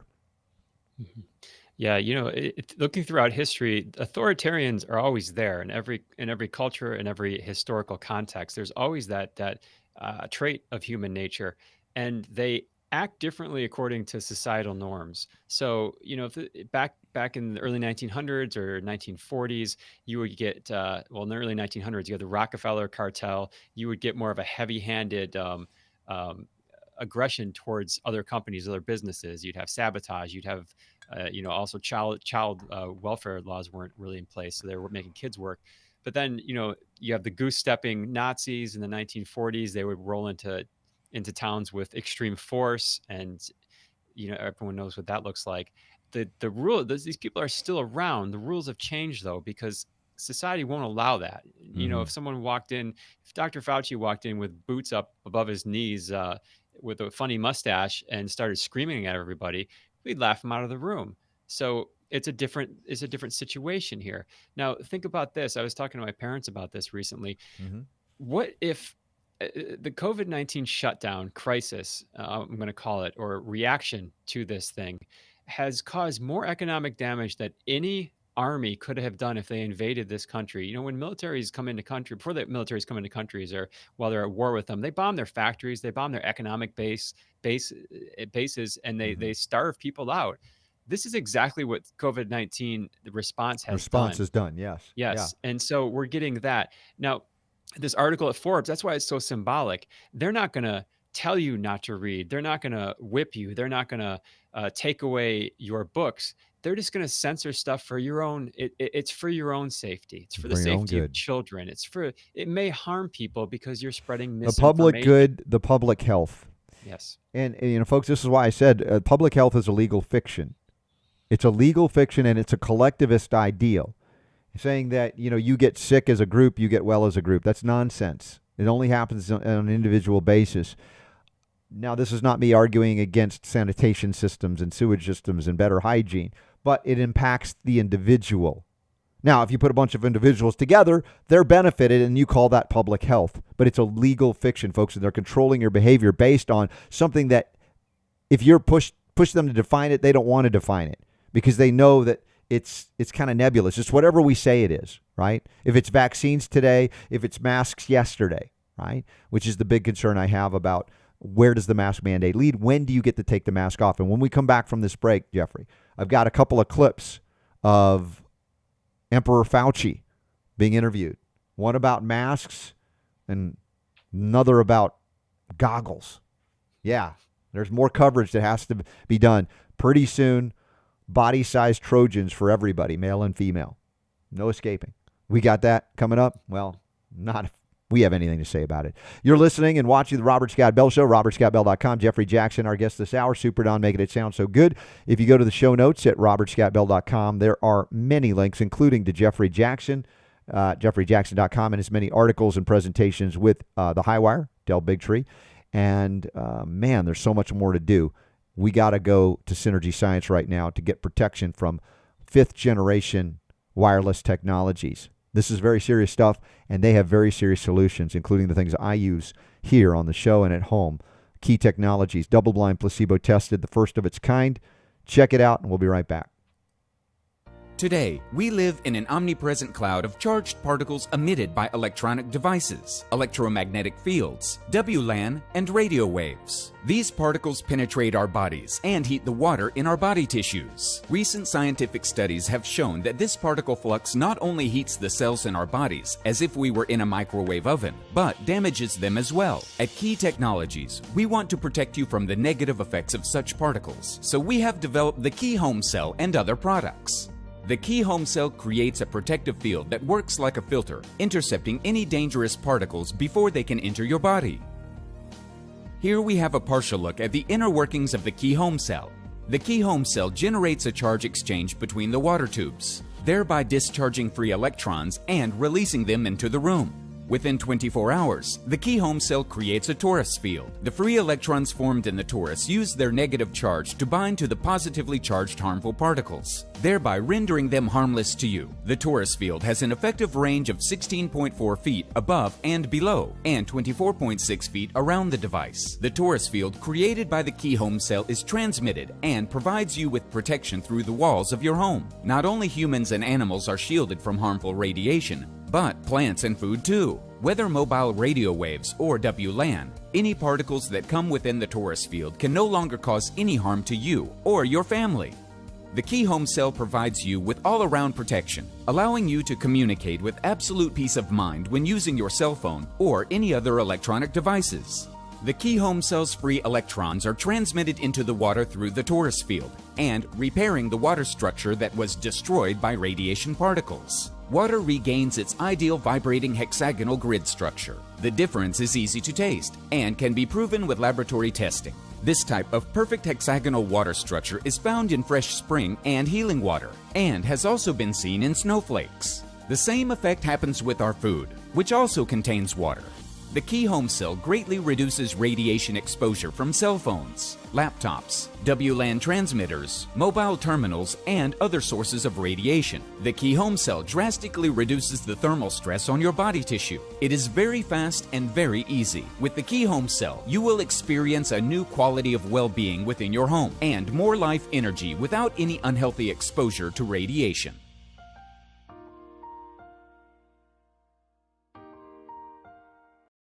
All right. Thanks so much for hanging in there. The Robert Scott Bell Show's on. We're still streaming. God bless you for being here. And thanks for all your prayers and support, direct and indirect. We are not giving up. We are not going away. This message is one that's rooted in your right to know things that government says you shall not know, you should not know, or Forbes now says you shall not research. I think that should be offensive to everybody that believes even in a modicum of liberty, that anybody would say, oh, no, you shouldn't research. That's dangerous. I'm like, dude, what the researchers have researched, clearly the more dangerous than the average folks out there going, you know what, I researched this. That doesn't pass my smell test. You don't have a PhD in smell. You can't smell, right? Like, no, we have senses. Use them, including critical thinking skills that do not require medical or otherwise degrees, as I call them. So we got Super Don here. We got Jeffrey Jaxen. One of the things here, I want to play a clip momentarily, Fauci being interviewed about masks and things. I brought this up last week. I said, you know what, if they're going to be at all consistent in their claims that a new virus is going to kill us all, and they're saying wear a mask, or, hey, doesn't have to be a medical grade mask, just a face covering. Like, there's no science whatsoever to support the use of any old face covering to protect you against viral transmission. And as we've pointed out, and you have and Dell has, the science is not there to support even N95 masks to prevent against viral transmission. It's just not there, and yet we'll get targeted and banned for bringing those things up, and we have. But I said, look, if you really are concerned about viruses causing infections or danger or even death, then you need to put something over your eyes. I said this. I'm like, I'm not saying I'm buying into viral causation. I've talked about exosomes. We have Dr. Tom Cowan.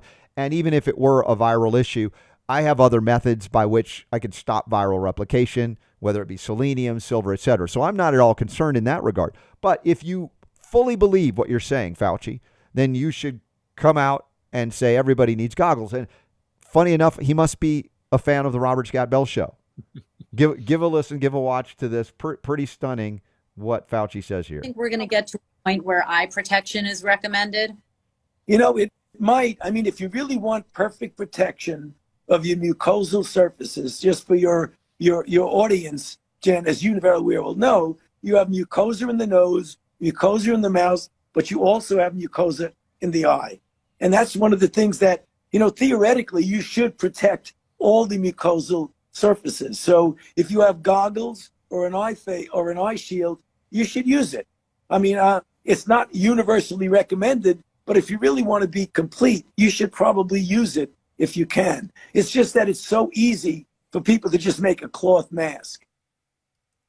Why not hermetically seal yourself off from the world, Fauci? If you believe what you're saying, why are you out without a mask? Remember, he threw out the first pitch at the Nationals game, wide left, and then went to the stands, mask down, sitting next to somebody, no social. I mean, this guy is full of contradictions and hypocrisy. And now he's saying, yeah, you should, look, that was my point. If you're really consistent. Now, is he going to go out wearing eye goggles? Do they really believe that this is really the threat? Or else, how would he come out from hiding and being in a bubble? I think in Fauci's book, Howard Hughes had it right. I think he was really the pioneer of this. I think everyone should go back, late 80s film, The Naked Gun, and look at Leslie Nielsen wearing a complete body condom, because that's where it's going to come down to. Right? Super Don, you got yours at the ready? Do they make any for grandpas? I'll have to look into that. Oh, man. So, yeah, this is not me in saying everybody should wear eye coverage and eye goggles, whatever. I'd say Fauci should, just put him in the body condom, and he'll learn how well that goes. But the idea that we can never take our masks off is what I've been warning folks. If they set precedent here and say, well, you acquiesce, you agreed. Now, when do they roll into the flu season or the second or third round of COVID? It's like, now we've set precedent. Everybody permanently goes out with masks if you want to do anything. And I've said also they'll tie it to your ID, like we've talked about Real ID, and then tie it to what? The vaccine, Moderna, or whatever. Well, you agreed to the mask thing. Now, if you want to take the mask off, this is the price you got to pay. You got to let us have your body and let us inject this stuff that could alter your DNA permanently. Yeah, the mask is a placeholder for the vaccine. And the point, it appears the point is to make people as socially uncomfortable and physically uncomfortable as they can, and allow them only to get out of this with a vaccine. And that's going to come now for flu. What's next? Are we going to do this for measles now when that comes through in January? Why not?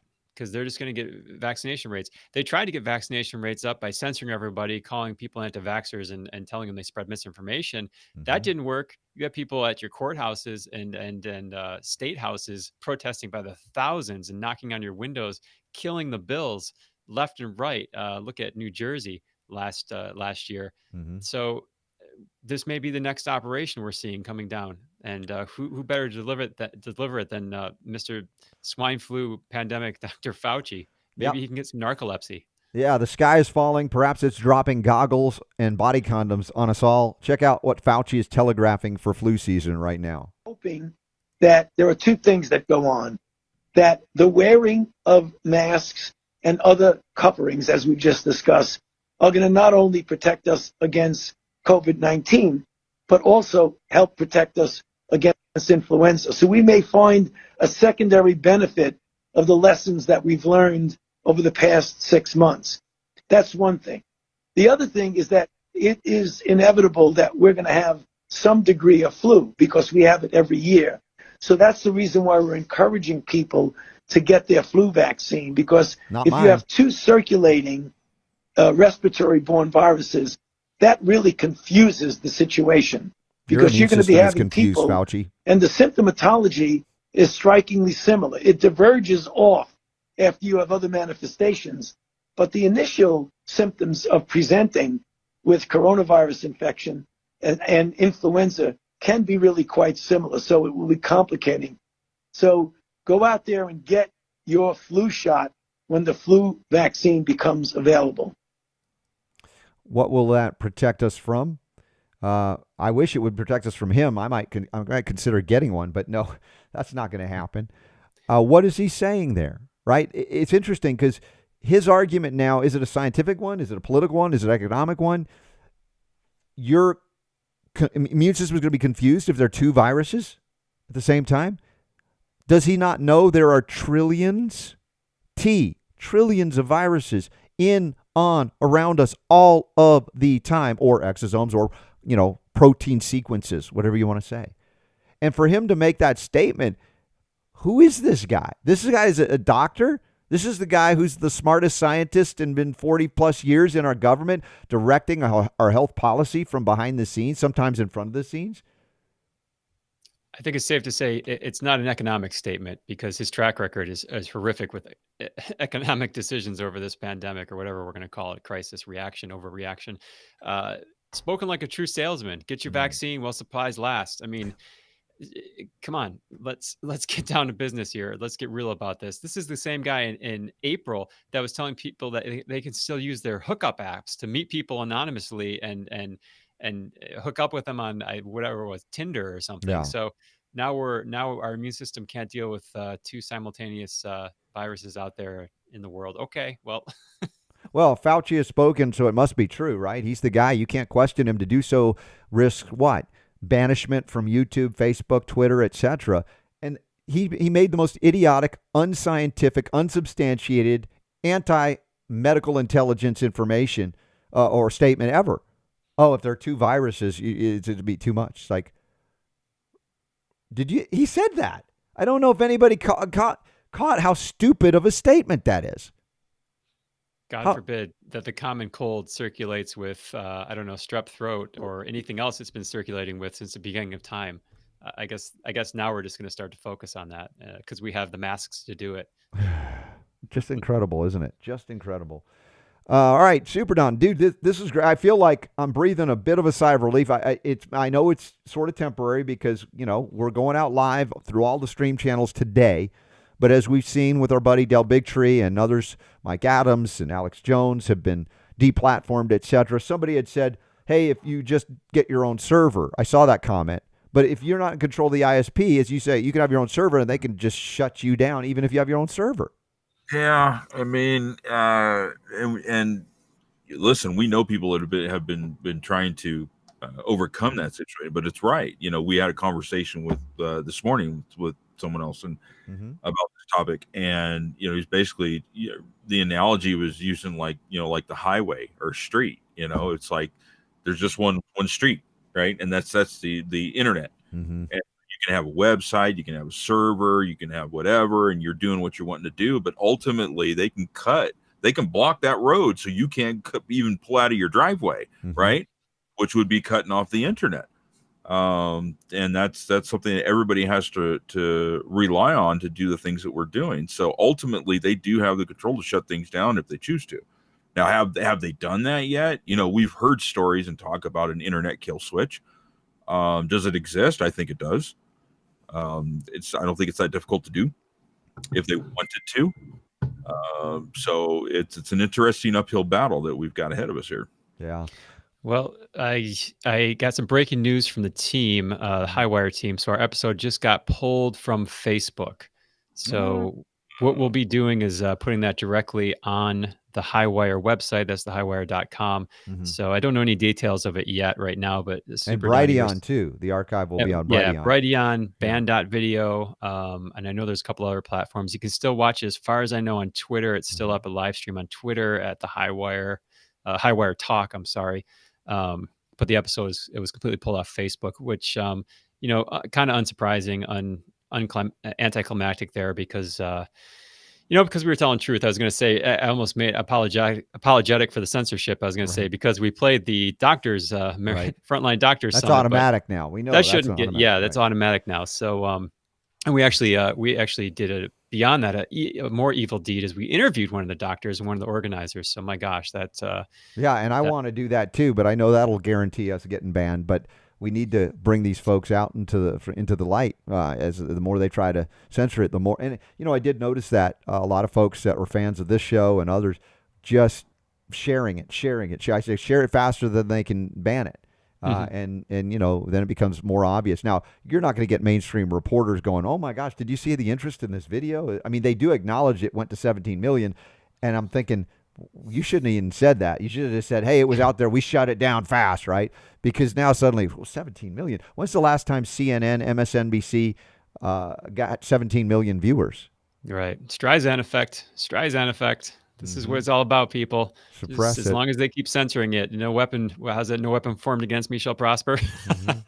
Hey, you have an article here we didn't cover yet this hour. I don't know if you want to add anything into it. It's called Truth Over Fear, Framing America's Second COVID Spike. We have it linked up in the show notes at robertscottbell.com. We'll take you to the Highwire. And this article, do you smell that? I talked about using olfactory techniques of research. Is that what you're indicating? Yeah. Yeah, I mean, I just threw some facts in there because there was, obviously we're talking about second waves, and the media is really hyperventilating over a lot of other cases now, and the mortality rates are still low. And I put some stuff in there from the CDC. They said for 6% of the deaths, COVID-19 was the only cause mentioned, and for deaths with conditions or causes in addition to COVID-19, on average, there was 2.6 additional conditions or causes per death. Now, that's, of course, if they're not marking down motorcycle accidents or gunshot wounds as COVID-19. But this basically is saying that there not many people, even if they're older, even if they're in that older range that we're being told is like the red zone here for COVID-19 mortality. If you don't have any additional conditions or comorbidities, you're really not that much at risk. And if you're a kid going back to school, forget it. Teachers that are scared about that. There's a Scottish epidemiologist that went on record, said there was not one case of a child giving COVID-19 to a teacher in the world that they could find as far as transmission.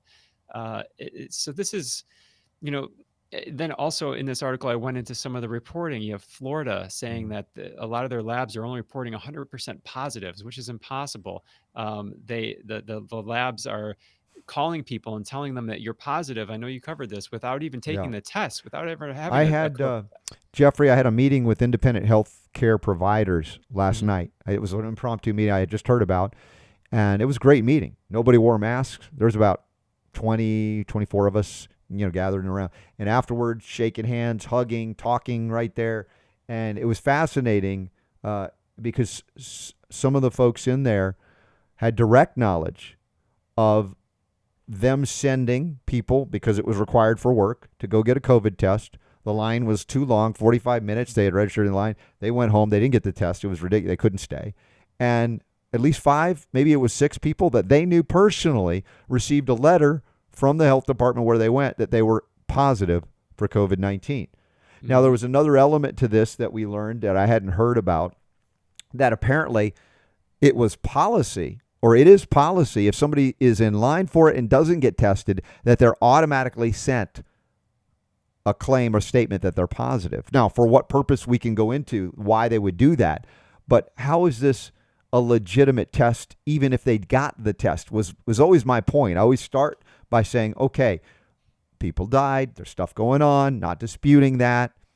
But to claim that it is this one unique thing based on a test that has only emergency use authorization, that has no accepted standard across the medical spectrum around the world, that is subject to interpretation depending on the cycles that are run, positive, negative, false negative, and then going back beyond it to the antibody test to say you are now immune or you had it, but we didn't test you because we test you positive for COVID-19 antibodies, which that test doesn't exist either. Again, emergency use authorization, just like HIV test, non-specific cross-reactive.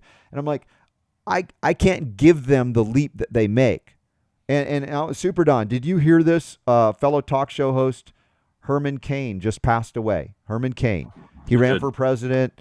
He replaced Neil Bortz in Atlanta on WSB for a while, and they say he died of COVID-19. Now, he had survived, I think, certain cancers in the early 2000s, mid-2000s, so it's not like he was tip-top of the world. But again, the claim, I'm looking for any evidence of the claim that he died from COVID-19, because there is no test that can determine anybody died from it. The best they can claim is you died with it, and even then is suspect, because if you don't have a test that's been approved by FDA and standardized across the medical spectrum, what are you saying? What are you interpreting? The smell test again doesn't work for me. Yeah. And this is do your own research 101 for the ladies and gentlemen listening. If you start hearing stories all over the country of regular citizens and family members saying, I was receiving calls, and it's not just one specific location, I was receiving calls that I never got tested and I'm testing positive. I'm getting calls from the health department. You can't get your name off that. You have to prove to them that you're not positive. This is a big deal. And Public Health England, they actually stopped in England reporting daily mortality rates because it was found to be essentially so fraudulent. Because what Public Health England was doing was they were looking at death records and finding anybody that ever tested positive for COVID, no matter how long ago they tested for it, no matter if they recovered, went to the hospital, came out, or fine, were asymptomatic. And if they passed away, they're a COVID death. So essentially in England, I saw it written like this: it's impossible for you to ever recover from COVID in Public Health England's eyes, which is not, You die 20 years from now, it's COVID. What you bring up is fascinating and scary too. That's why I say don't take the test. Do not agree. Do not get in line. Why? Because even if you get in line and they know you're in line, they send you that positive test. They say you didn't take it, but you're positive. Now you have to do what to prove you're not? Take the test, which guess what? Has no standard, is not approved by the FDA. So you're using a faulty test to disprove the claim that you tested positive for a test you didn't even take. How much absurdity layered on absurdity can you take before you go, this whole thing is a scamdemic? Not that people haven't been ill or sick or dying, but the claims that it was caused by one thing, they have not even come close to providing evidence of proof of that statement. That's right. And Congressman, I think it's Congressman Raja Krishnamurthy, he's out of Illinois. He had a hearing talking about how bad these tests were. And when the FDA first brought this out, they allowed the test companies to self-certify, like, 737 Supermax and Boeing that were falling out of the skies. So they let these things self-certify, and it flooded the market with fraudulent tests. So it only was after the FDA said, okay, hold on, we're going to do emergency use authorization. You have to submit the test to us, and we're going to test them and tell you if they're okay.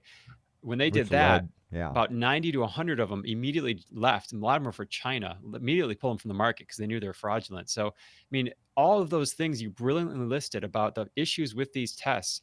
On top of that, let's put in the fact that some of these companies are just throwing them out there as money makers, knowing they're fraudulent. You might be, you're using a worthless product. Yeah, it's racked with fraud, deceit, deception. And there are true believers in the medical field and otherwise that believe, but it's not enough to believe it.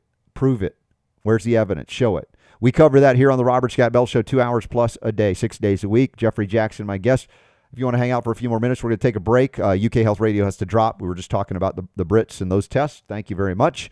We'll be back in just a moment. If you want to stick around, the power to heal will still be yours. The Robert Scott Bell Show. Scott Bell Show.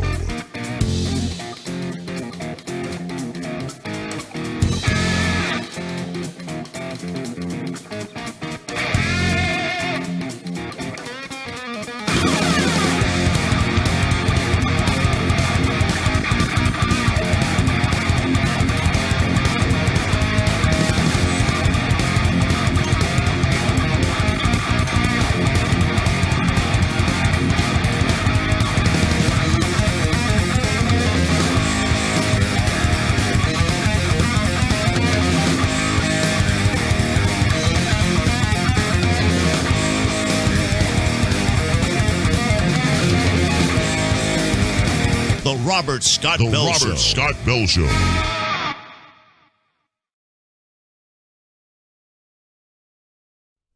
Living Fuel. Upgrade your meal today. Imagine if you had a single meal which contained more protein than a half-dozen organic egg whites, more fiber than 2 bowls of steel-cut organic oatmeal, more vitamin D than 10 fillets of Arctic fish, more vitamin B12 than 50 servings of raw organic cheese, more vitamin E than 1 pound of raw organic almonds, more calcium than 2 glasses of whole organic milk, more potassium than 2 organic bananas, more phytonutrients than 10 fresh organic green salads, more antioxidants than 10 bowls of fresh vine-ripe organic berries, more omega-3 than 2 cups of organic edamame, more resveratrol than 4 glasses of wine, more probiotics than 6 cups of yogurt, more enzymes than 3 whole organic papayas, more vitamin C than 7 oranges. That would cost $268.13 per meal and equal to 14,124 calories. Imagine all that nutrition in a single super meal you can afford. Now, you don't have to imagine anymore. Living Fuel, the super meal you can drink. Upgrade your meal today.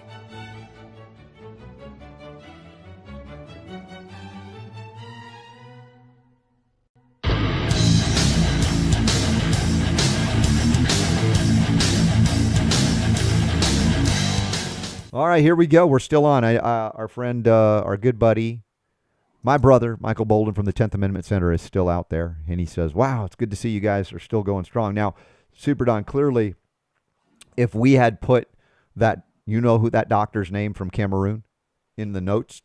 Is it Voldemort? Is that, right? Is that you should. And she who shall not be named, right?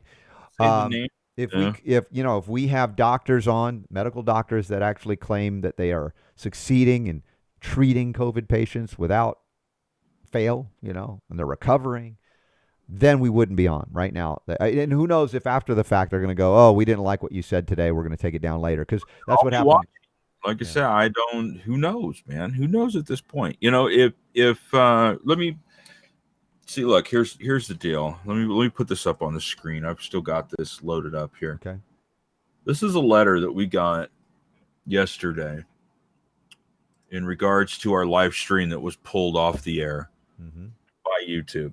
And if you look at the bottom part of there, video content restrictions, it says YouTube does not allow content that spreads medical misinformation that contradicts the World Health Organization or local health authorities' medical information about COVID-19, including on methods to prevent, treat, or diagnose COVID-19 and means of transmission of COVID-19. Wow. So, with that said, that's a pretty wide umbrella, okay?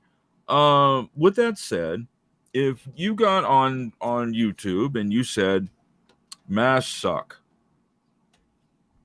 technically, could you then say that you have now violated that rule? Yeah, because you're saying that masks suck, which means that they don't prevent the transmission of COVID-19. So you see, I mean, something even as simple as that, it's if left up to somebody else's interpretation, they could literally, I mean, first they came for who? The trade unionists, the communists, then they came for me, or the Jews. On and on it goes. Folks, and that was the message from the doctor who shall be unnamed when she talked about the good Germans. Her name is Stella Emanuel. We can say her name. Shh, don't say it. Okay. Too late. Dude, I'm getting so. I know. Dude, it's crazy. It really is crazy that the American people are putting up with this much, but I think partly because they're so drugged. Fluoridated, according to that, what was the author in that article at Forbes that says you shall not do your own research. It's dangerous. Well, apparently he's incapable of doing his own research, so maybe that's why he's jealous that anybody else reads and understands things that he doesn't. So he goes, oh, yeah, the fluoride thing. Yeah, people believe that's toxic. And physicist, though, so. Yeah. I'm not impressed. I am not impressed. So what else we got going on? They said Herman Cain was put on a respirator. I did not know that. I couldn't find the details of that. No. If that's the case, you could argue that the respirator did him in. He's been receiving treatment since the beginning of July, so it had been a while. You know, he had cancer, and I think it spread to his liver, if I remember correctly. Yeah. And I think they gave him like a 30% chance of survival, and he beat it. Yeah. Doing whatever it was that he did. So I don't know what kind of treatment he got, but anybody who goes through standard allopathic treatment's going to. Well, I think he would have been safer eating Godfather's pizzas than being put on a respirator. Immune system's not going to be attacked. But condolences to his family and fans of Herman Cain. He was an interesting guy. He was a good guy. He was, that was from 2012 was when he ran for president. I think so, yes. And that was an exciting and interesting campaign and debate stage. Oh, yeah. Ron Paul was in on that one. That made it really cool. I remember a lot about him. And he did his 999, his tax plan. Yeah, we like Ron Paul. What do you do about the reduction in whatever or elimination of the income? What do you feel about the income tax? Just get rid of it. Get rid of it. It's a slave tax, y'all. That's what it is. They claim ownership on anything. Question about Mike Adams and Brighteon doing live streaming. I've got a message out to Mike. I'm hoping that he's still working on it because that's the ability to go out live stream is really important for a lot of us. Obviously, us for y'all that are participating regularly with us. It's a great community that has been kind of organically generated. You guys have been amazing, helping one another, joking around with one another. I love it. I wish we could get together more in these events that I like to see happen. Even last night, Super Don, at this independent healthcare provider meeting, it's just refreshing to see people, to talk with them, see them eye to eye, shake their hands or hug them. No masks, no fear. How unusual, right? But I keep saying the more you can see that happen and be part and witness to it in real life, not just on video, the more you can say, oh, that's what it was like before COVID, and that's the way it's supposed to be. Not Fauci claiming that 2 viruses at a time supposedly can confuse your immune system. And I think Steven just commented, he said, Fauci is such a hypocrite because how many viral strains are in the flu shot, right? 3 or 4?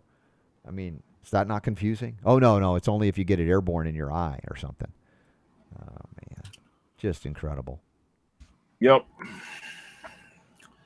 Well, yeah, we'll find out what's going on with Mike. I don't think he's set up for that. I think that's going to be some time later on down the road. But we do have, unfortunately, just whatever. It was an idea that came up. I think this, again, was an idea that we got from Michael Bolden. Mm-hmm.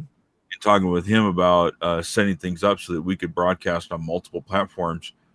And we went with that. And so, listen, I mean, I've sat here since yesterday and overnight. And then when I woke up this morning, the biggest thing that's been on my mind is, what are we going to do? Right. What's our backup plan? What's our contingency plan here? We're still on YouTube. We're still on Facebook. Both of those went away. We're still on Twitch. We're still on Periscope. We're on DLive, which I think it would be pretty difficult for them to get us off of DLive. I think, if we had to look at this on like a battle plan right here, our last stand probably would take place on DLive because I don't know that they'd be able to get us off of there with the type of service and technology that they use, because it's a partial blockchain technology that they're using. But Robert, I mean, if push came to shove and the censorship turned into like a post-apocalyptic movie or something like that, our roots are in radio, right? We still So have the we would still be around. Yeah, we still have the MP3 versions of the show. So. The audio would still be around, and so that's not going to change. I'm currently, I don't know if any of you are familiar. There's a chat service called Discord, which I'm familiar with, that creates a chat room that is actually active and available for 24 hours a day. Okay. And I'm working on that. I'm going to be installing that on the website. Just So a half. That could work if people find any different stream, audio or video, that they could be in a kind of a universal chat room, a chat room for all the Robert Scott Bell Show. There anytime you want to, not just during the show, and people can be talking and having conversations and all that stuff like that. So I've got the widget installed at the moment over on the listed page, and I'm gonna have to do a bit of tweaking with it.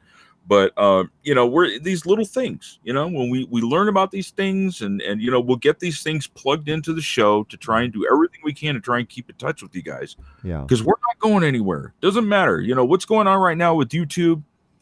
I almost, a part of me is a little concerned, but there's a bigger part of me that's kind of chuckling about the whole thing, because it's almost surreal what it is that's happening. Well, here. it makes things more challenging to reach you and for you to have a comfortable daily. This is how you do it. Now they go, oh man, we upheaval, right? So we want to make redundancies, which we have. That was the reason we went on this multi-stream platform. But they keep chasing us, and I think ultimately I don't want to keep running. And probably y'all are kind of in the same place going, where do we make our stand? And are you raising a ruckus, either locally or maybe, with your elected representatives, if there's any hope that there, I don't know.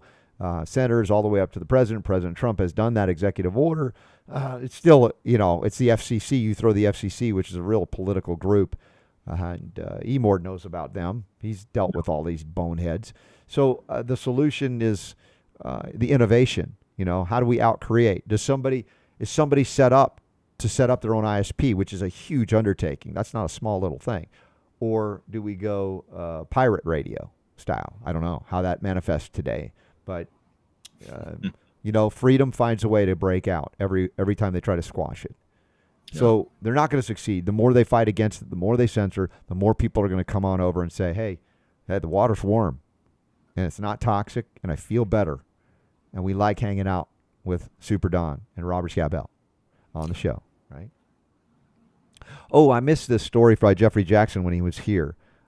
This is going back to fall school schedule in the Northern Hemisphere, pretty much. Fall school openings offer latest dystopian twist. Another great article.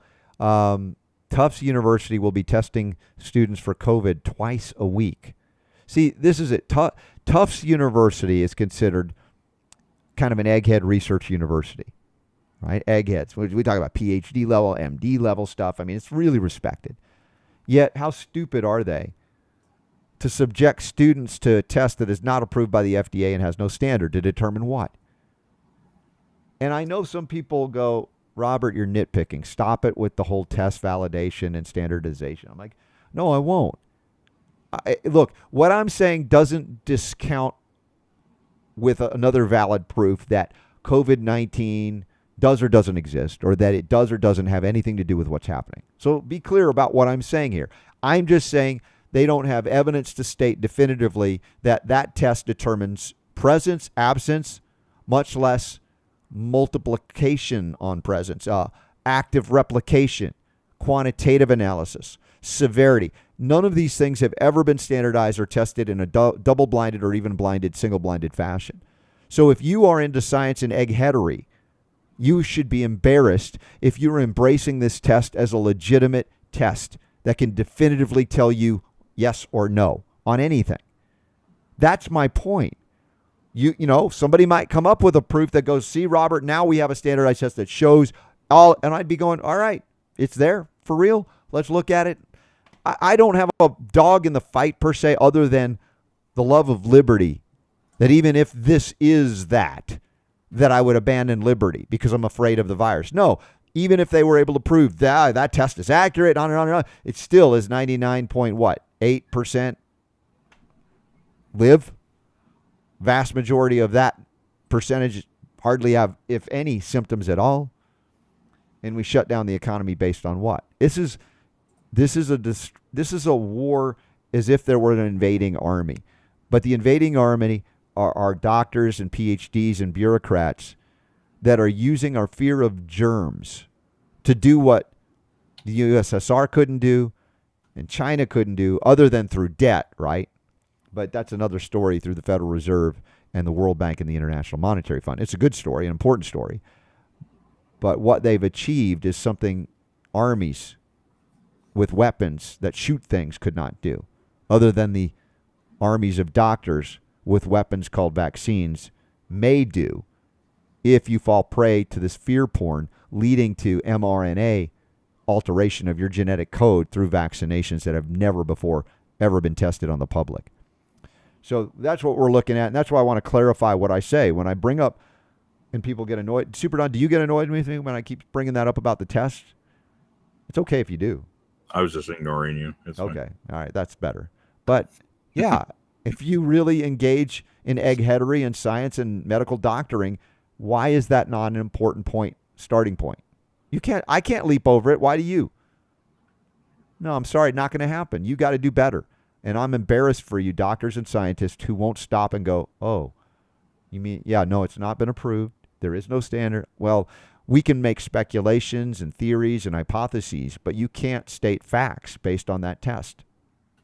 That's important because they've shut down and they want to further destroy your ability to be free based on, to say faulty science is almost too generous, but I would say black magic voodoo that they call it, with technological trappings, white lab coats and whatever it is that they have to do to visualize that they are smarter than all of us, which they're not. They're more programmable. As I've said about doctors, they're not necessarily scientists, but they are more programmable than the average human bear, so to speak. So what else we got in the chat room before we wrap it up today? I don't want to push our luck, right, so to speak. People have a lot of suggestions, and I appreciate that. And listen, I mean, anything that's out there that you think is a good alternative or a place, I've been looking at BitChute and Barbara. What did you call me? I didn't call you. BitChute. Oh, BitChute. I'm sorry, I misheard you. Thank you. I was like, dude, that was like uncalled for. Yes. Son of a BitChute. Oh. What? So anyway, there's a lot of things out there. So if you guys have any suggestions, feel free to drop those suggestions in. You can always email me at askrsb@gmail.com. I'm going to put a call out there for if anybody happens to be an egghead on WordPress and website stuff. I'm having some difficulty because that's not my thing. I mean, dude, I started this whole journey back in 2005 as a radio dude, right? Yeah. It's amazing. It's impressive.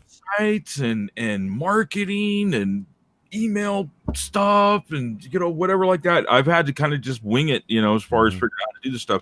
And I've run into a brick wall on some stuff. So if anybody out there happens to be a WordPress pro on website and stuff like that, shoot me an email, askrsb@gmail.com, because I've got a few questions for you. That'd be great. That's the kind of help is awesome. And become a Patreon. As we see Murdoch saying, patrons can help us find or fund our own server. Again, that's a stopgap measure, as we acknowledge, because if you can have an ISP just shut you off like they did the doctors. This is something that actually Mike Adams has been doing, trying to because that was a threat that he was facing about a year ago. I think it's been now. And he's been creating this system, from what I understand, of these servers, and stuff, in order to try, because there was an ISP. I can't even remember what it was at the time. There was something that he was putting up on there that they didn't want him to have. They didn't want up on the internet. Very similar to what we're experiencing now with these frontline doctors.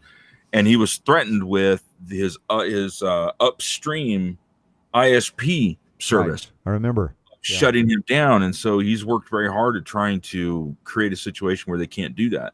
Right. But we don't have those types of resources, that he has. But with the Patreon support, it has already launched us into areas that we, Well, think about the computer that you run right now. My Correct. gosh, was that a step up? Thanks to, we bought Steve Feld's apparently gaming computer, which was a high-end, better quality, all of those things that allowed you to do some things that we couldn't do before already. Our So that email, costs, Mm-hmm.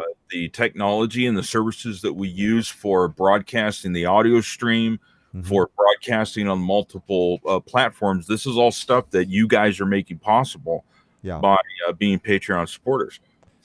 Now- And we have other ambitions as well. Sure. And if we can get to that point, that would be cool. I know I saw Dell today on his show Mm-hmm. was talking about how everybody's having the same idea that I've had for like 15 years about creating a network, right? Right.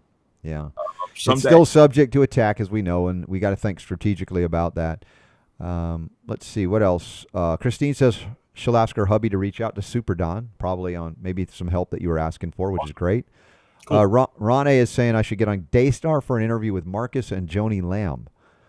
If you have a contact, I'm always up for doing interviews for folks that need to hear this message. And a little birdie told me just a few minutes ago, Zach Voorhees wants to interview you. Oh, I'd love to talk with Zach. He's terrific. So that should be happening soon. Yeah. So look, the censorship thing has a benefit, weirdly enough, in that it drives more attention.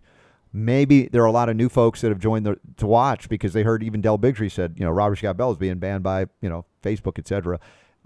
And I thank Del for acknowledging us in great company. Unfortunately, it takes the threat of loss of freedom to learn something to suddenly go, whoa, what is it that they don't want me to know? As we've talked about, that brings more people into the mix here.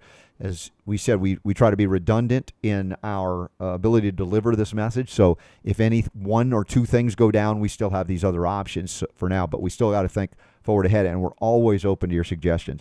I think Jeffrey mentioned band.video. I don't know that one, but apparently if we need to get some things up there, and some people are concerned, Super Don, if we lose hundreds and hundreds of shows now on YouTube, if they just shut the channel down like they did Del Bigtree and the Highwire, do we have them backed up? That's the people are concerned. I have pretty much all of those files, so it's not that we'll lose. I mean, maybe we could lose some stuff that it's really old, but all of this stuff over the last few years I've got. So it's not like we're going to lose the shows. We would just have to put them somewhere else. Yeah. So I've got some T-shirts on the way to new patrons going out to the post office hopefully this afternoon. Even one I'm going to send to Canada.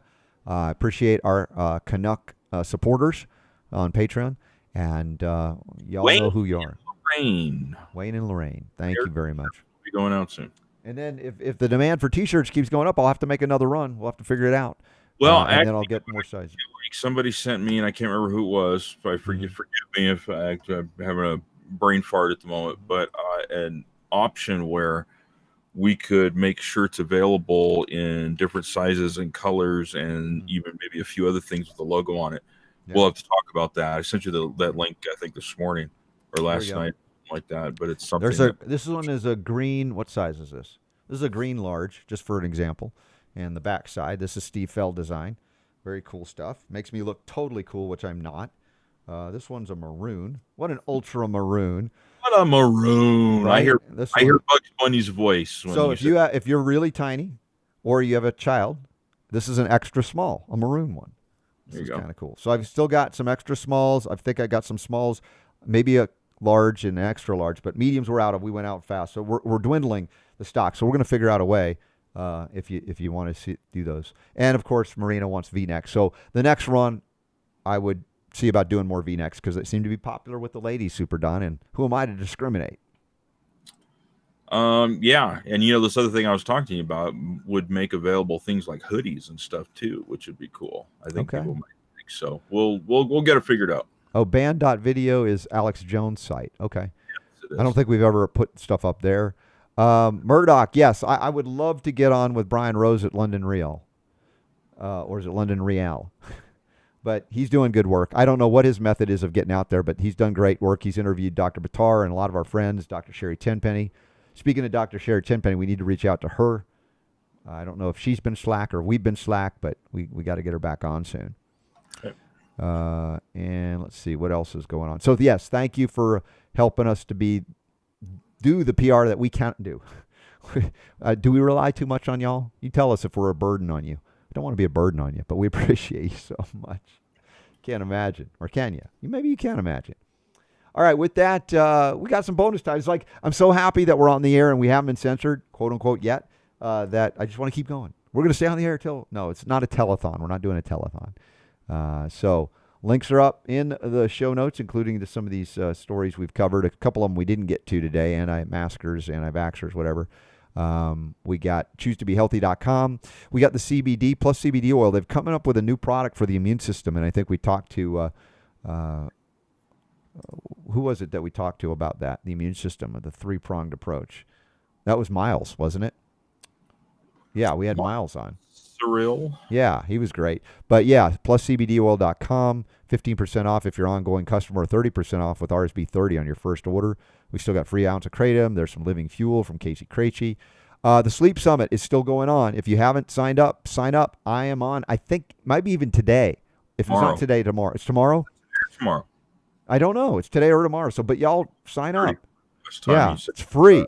And I give you some tips on sleep that I don't know if I've talked about on the air. A very focused interview. So, Silver Right Pillows, there's the Health Ranger store. We got Cardio Miracle. People are still taking advantage of the free ounce of kratom if they haven't gotten it yet from John Bush, our good buddy. And where's the kratom? There it is, free ounce of kratom, the green one.